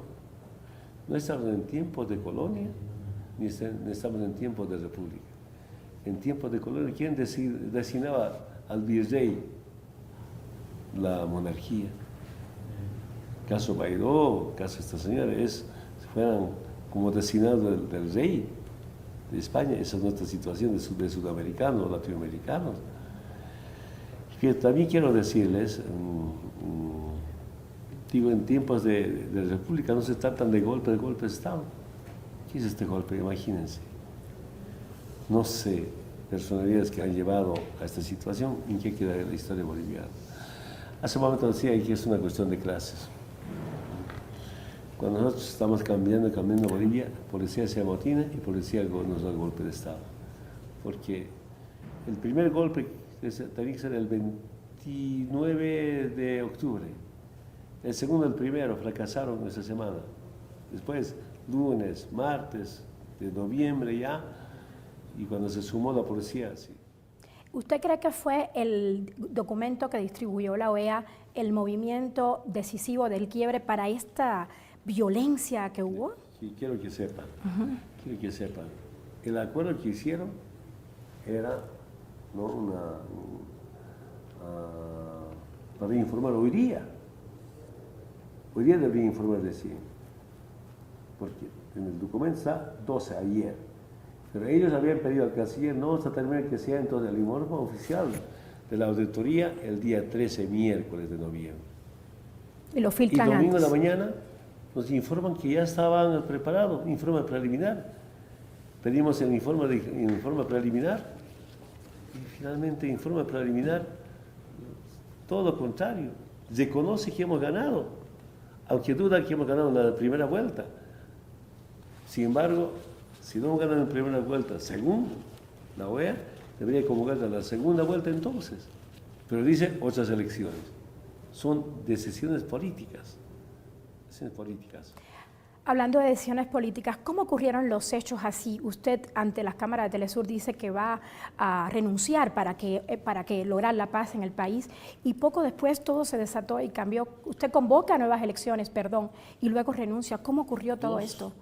2 veces. Primero convocamos al diálogo a los 4 partidos que tienen representación en la Asamblea Legislativa Plurinacional. Rechazaron. Y segundo, yo dije, todo por la vida, que haya nuevas elecciones, con nuevos actores políticos, que haya nuevas elecciones, con un nuevo Tribunal Supremo Electoral. Sigue el paro. Pero lo que más duele es como a mis hermanos asambleístas, como Víctor Borda, que era el presidente de la Cámara de Diputados, intervienen a su casa, detienen a su hermano, a los familiares, deciden, si no renuncia, vamos a quemar tu casa o vamos a quemar a tu hermano. Salvajismo total. Y llama, Víctor, hermano, no renuncio, no, tengo que renunciar por mi familia y por mi casa. Lo que le hicieron a la alcaldesa. También fue horrible. Aunque no lo chantajearon, pero aquí, con esa amenaza. Yo estaba como dirigente nacional, Teodoro Mamani.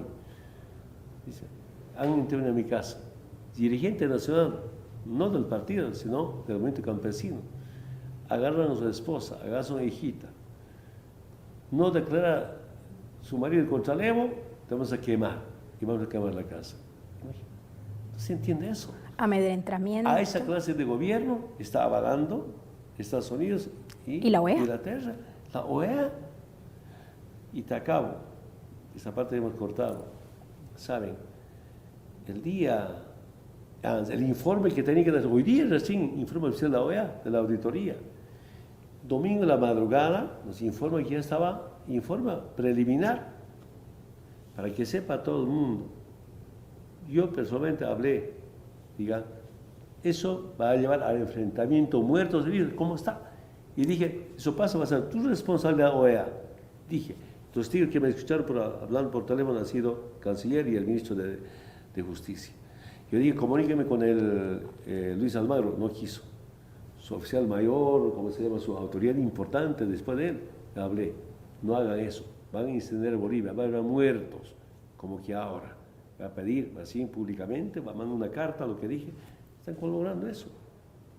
Y con esa, a las 3, 4 de la mañana, está por Twitter lanzando que ha habido fraude, no dice textualmente fraude, pero pidiendo otras elecciones sin respetar, ni siquiera que si estaban algunos errores, segunda vuelta, pero con eso levantó al pueblo y a donde llega.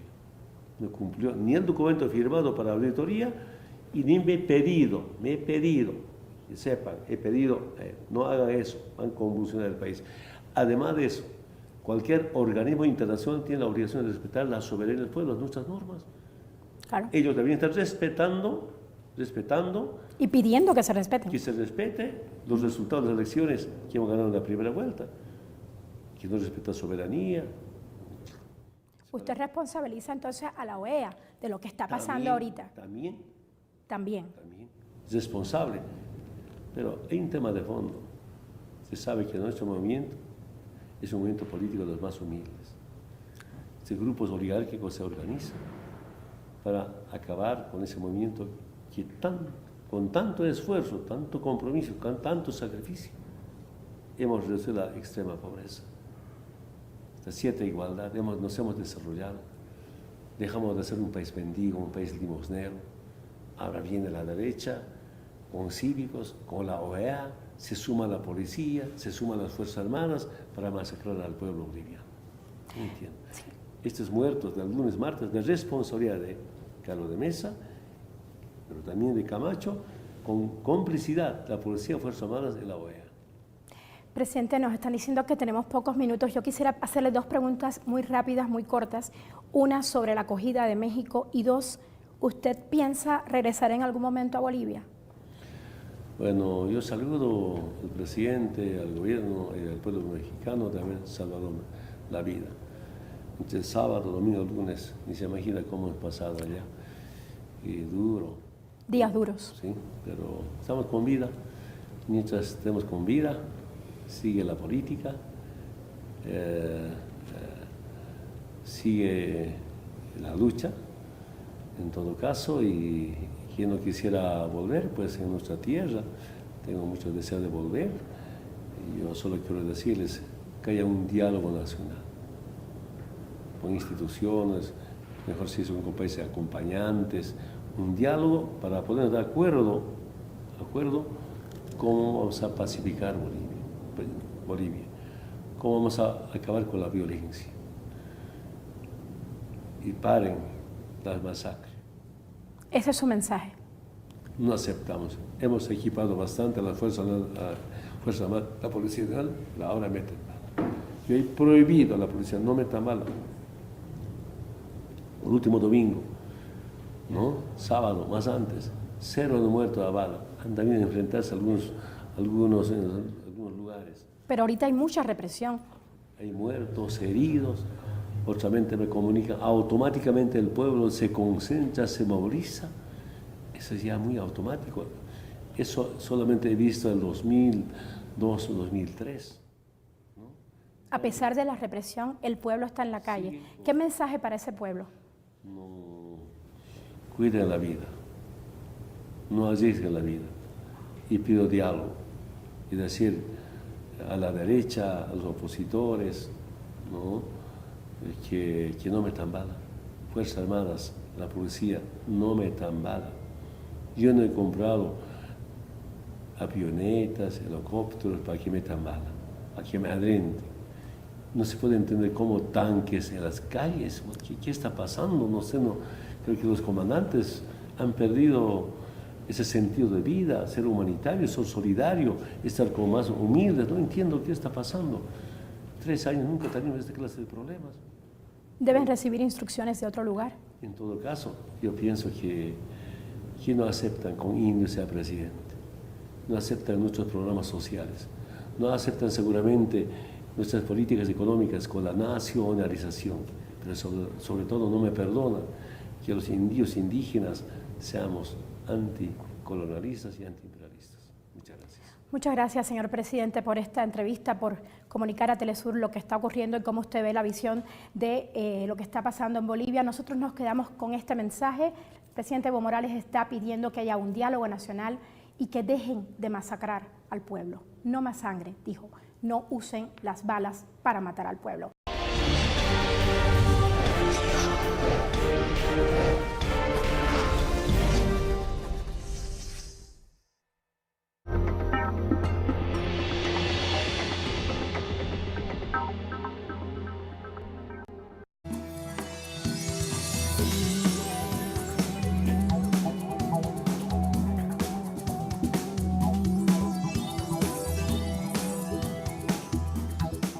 Sean bienvenidas y bienvenidos a esta emisión de Telesur Noticias. Yo soy Laura Prada. De inmediato les presento nuestros titulares.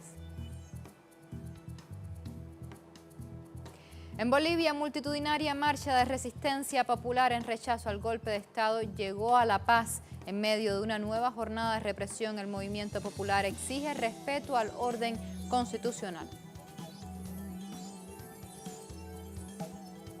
Confirman en Argentina la absolución de Milagro Sala en la causa conocida como la balacera de Azopardo. Casi 6 horas de jornadas televisadas de audiencia sobre el juicio al presidente Donald Trump en el Congreso de Estados Unidos.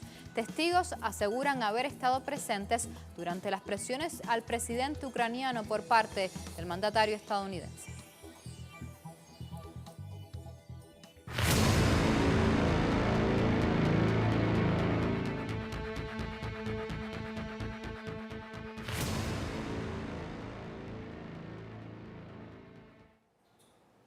Y se llevan a cabo multitudinarias marchas de resistencia popular en las calles de Bolivia en rechazo al golpe de Estado. En medio de fuerte represión, el movimiento popular exige el respeto al orden constitucional y al presidente y al legítimo presidente Evo Morales. Este miércoles, movimientos sociales salieron a las calles de la ciudad de La Paz, donde se concentraron en rechazo a la autoproclamación como presidenta del país de la senadora Yanine Áñez. Las fuerzas policiales y militares replegaron violentamente la movilización que exigía el restablecimiento del orden constitucional.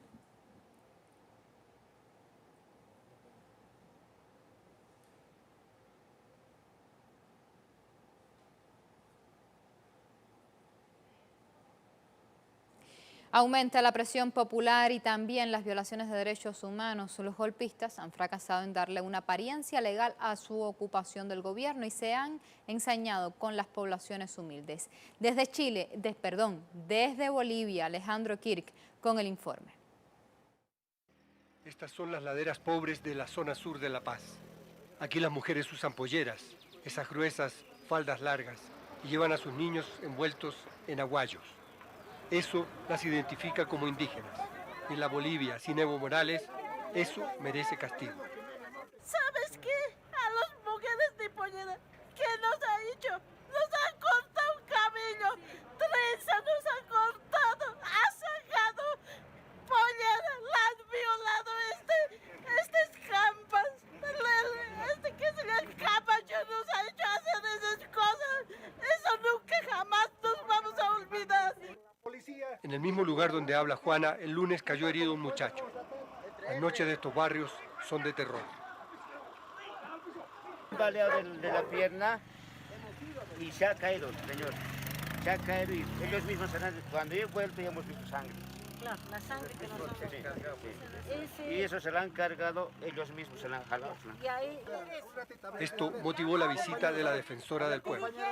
En este sector de Ovejuyo, Pedregal, Chasquipampa y otros sectores, son 3 los fallecidos, 3 los muertos por bala, con muchos heridos y también con muchos hermanos privados de libertad, detenidos. Todas estas personas tienen algo importante que decir, pero nadie las escucha. Nosotros, como pueblo boliviano, la indígena que somos, no vamos a permitir que vuelvan ellos. Ahora es cuando que estamos organizando, ahora es cuando que nos ha hecho despertar.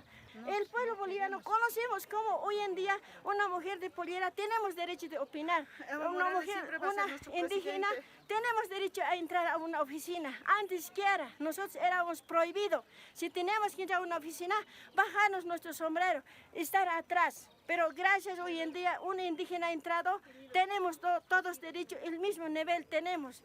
Por esta escalera se sube a los Rosales, donde hay un funeral. El de Beltrán Mamani, de 23 años, trabajador, asesinado en una expedición punitiva. No, mentira. Tu hijo no está muerto, se ha tropezado. ¿Por qué? Pero ha baleado, dice él.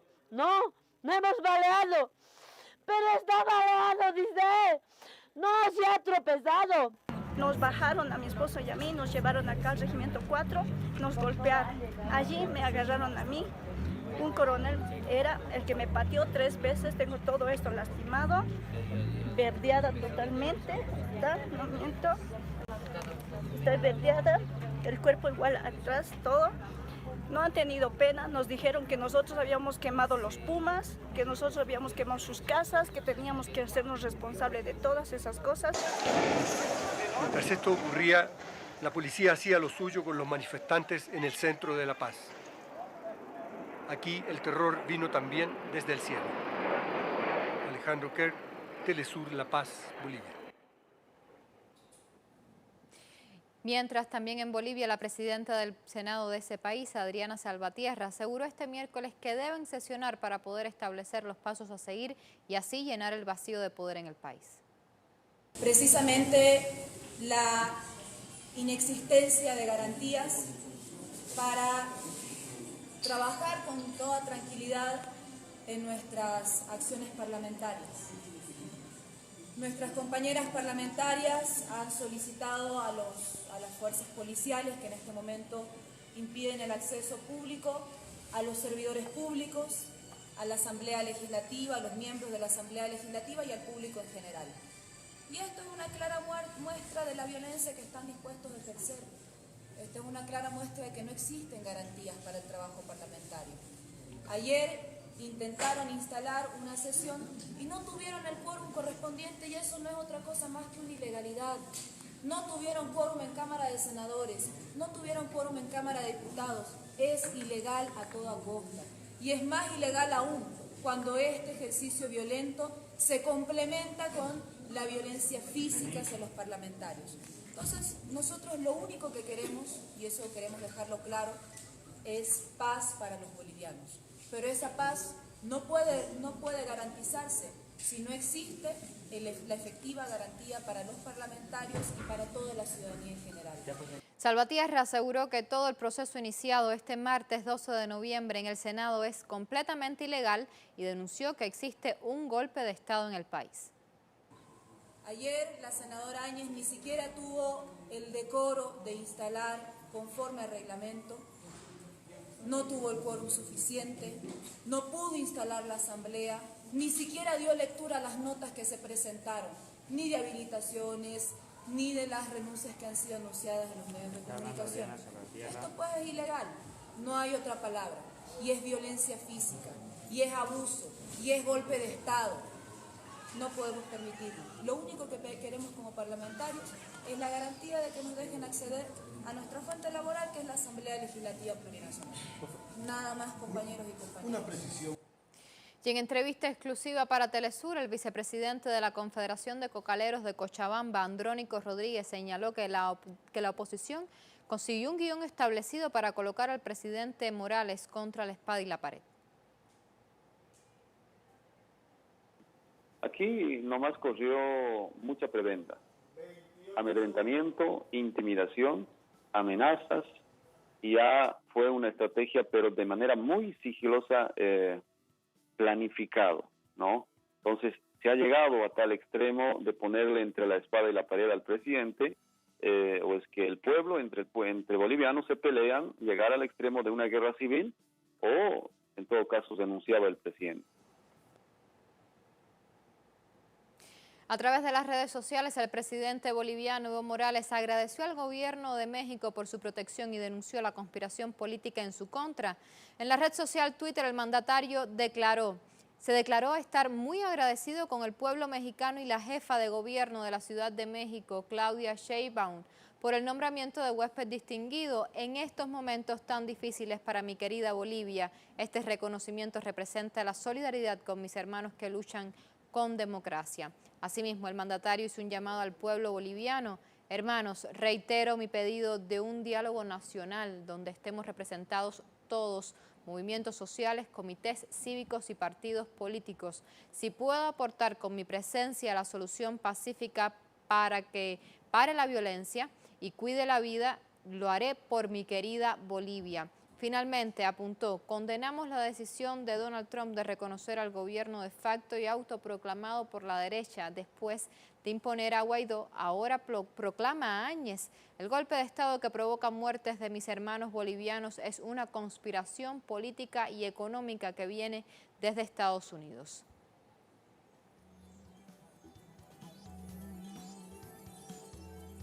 Con esta información hacemos una primera pausa acá en Telesur Noticias. Síganos en redes sociales, en Twitter, @TelesurTV, @LauraPTelesur. Ya volvemos con más.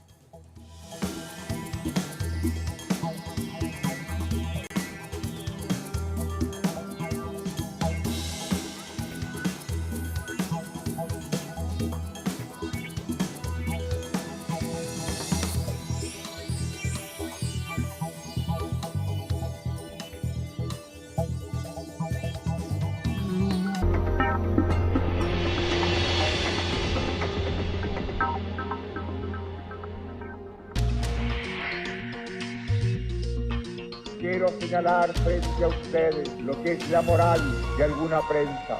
Que no insistan, como insiste el Mercurio hoy día, en una actitud antinacional, antidemocrática. Documentales Telesur presenta. Cuando ganó Allende, Agustín Edwards viajó prácticamente el día siguiente a Washington. En esos días se reunió con el mismo jefe de la CIA, Richard Helms. Un líder golpista. Y una vez que justificó el golpe y que promovió el golpe, no pudo sino defender todas las violaciones de derechos humanos. Diario de Agustín. Domingo. Solo por Telesur.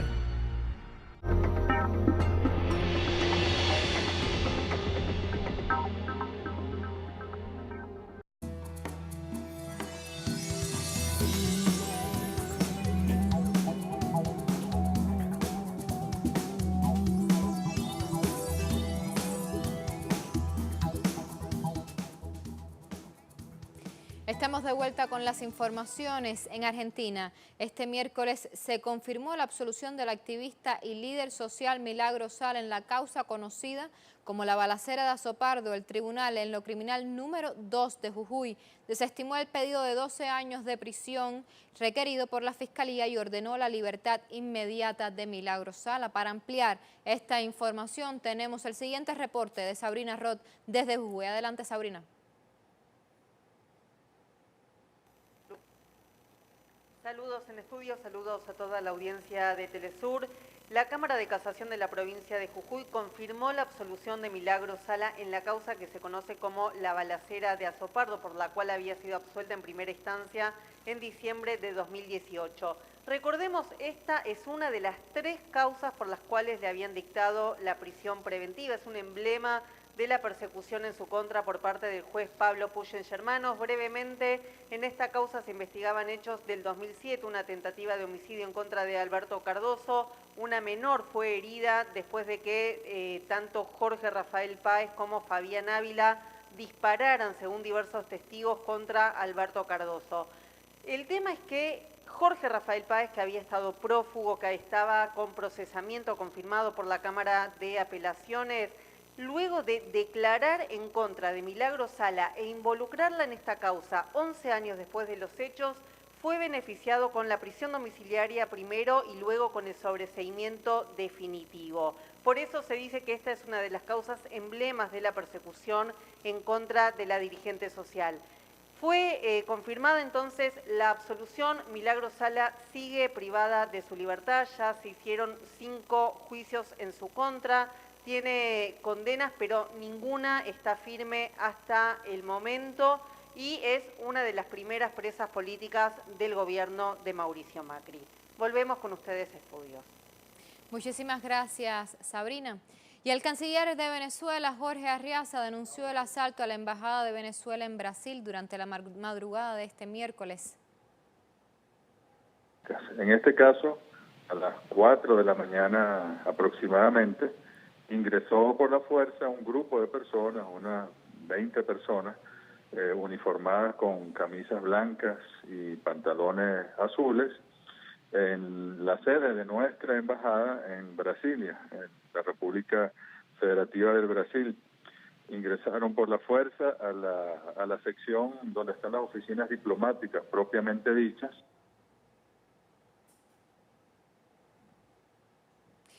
Arriaza también aseguró que todo el personal diplomático venezolano en Brasil ratificó su compromiso con el gobierno de Venezuela.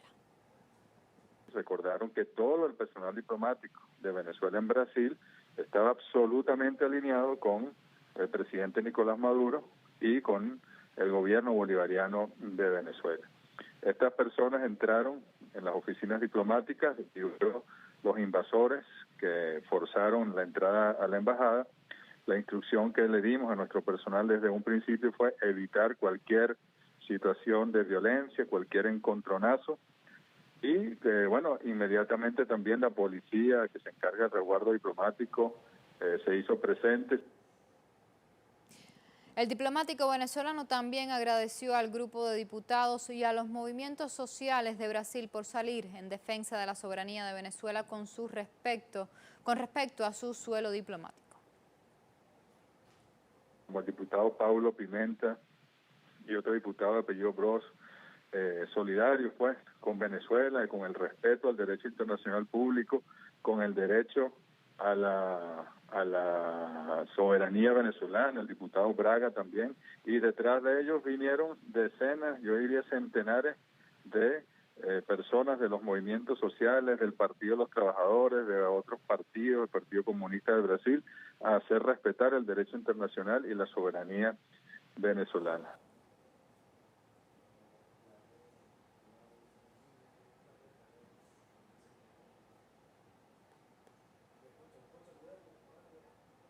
Cambiamos ahora de tema, vamos hasta Chile. Allí, vecinas y vecinos de la Junta Villa Frey de Santiago de Chile, la capital, en la comuna Ñuñoa, denunciaron ante las autoridades policiales la fuerte represión de los que fueron objeto tras la aplicación de la Ley de Interior de Seguridad del Estado. Los habitantes del emblemático conjunto residencial relataron frente a la 18ª comisaría de Ñuñoa cómo ocurrieron los hechos luego que el presidente Sebastián Piñera anunciara en la víspera una serie de acuerdos para conciliar la paz en el país, luego que las exigencias populares y movilizaciones se acercan a un mes de protestas en contra de las políticas de ajustes del gobierno. La persecución militar y policial desatada desde la aplicación de la referida ley, según manifestaron los residentes, ya contabiliza 5 vecinos heridos y 5 detenidos ilegalmente, a lo que aseguraron mantenerse movilizados y activos en los cabildos populares que se desarrollan en todo el país. Básicamente en el día de ayer hubo una mañana bastante bonita, agradable, donde se hizo un desayuno comunitario y después en la tarde nos reunimos los vecinos a cacerolear. Y posteriormente a aquello empezamos a tener una represión desmedida de parte de las fuerzas policiales que llegaron y entraron una vez más al Parque Ramón Cruz disparando lacrimógenas y además perdigones o balines, donde tenemos ya 5 vecinos heridos por ellos. Cambiamos de tema. En Ecuador, este miércoles, la Corte Provincial negó el habeas corpus a la prefecta de Pichincha, Paola Pavón, lo que califican como persecución política. Nuestra corresponsal en Quito, en Ecuador, Denise Herrera, nos trae los detalles. Adelante, Denise, te escuchamos. Qué gusto saludarlos desde Ecuador a toda la audiencia de Telesur. Nosotros nos encontramos en los exteriores de la Corte Provincial de Pichincha, donde el Tribunal de la Corte ha decidido negar el recurso de habeas corpus para la prefecta de Pichincha, Paola Pavón. En unas breves declaraciones a la prensa, su abogado Ramiro Aguilar ha dicho que se ha negado este recurso con un breve justificativo sobre la detención contra la prefecta de Pichincha, quien ha venido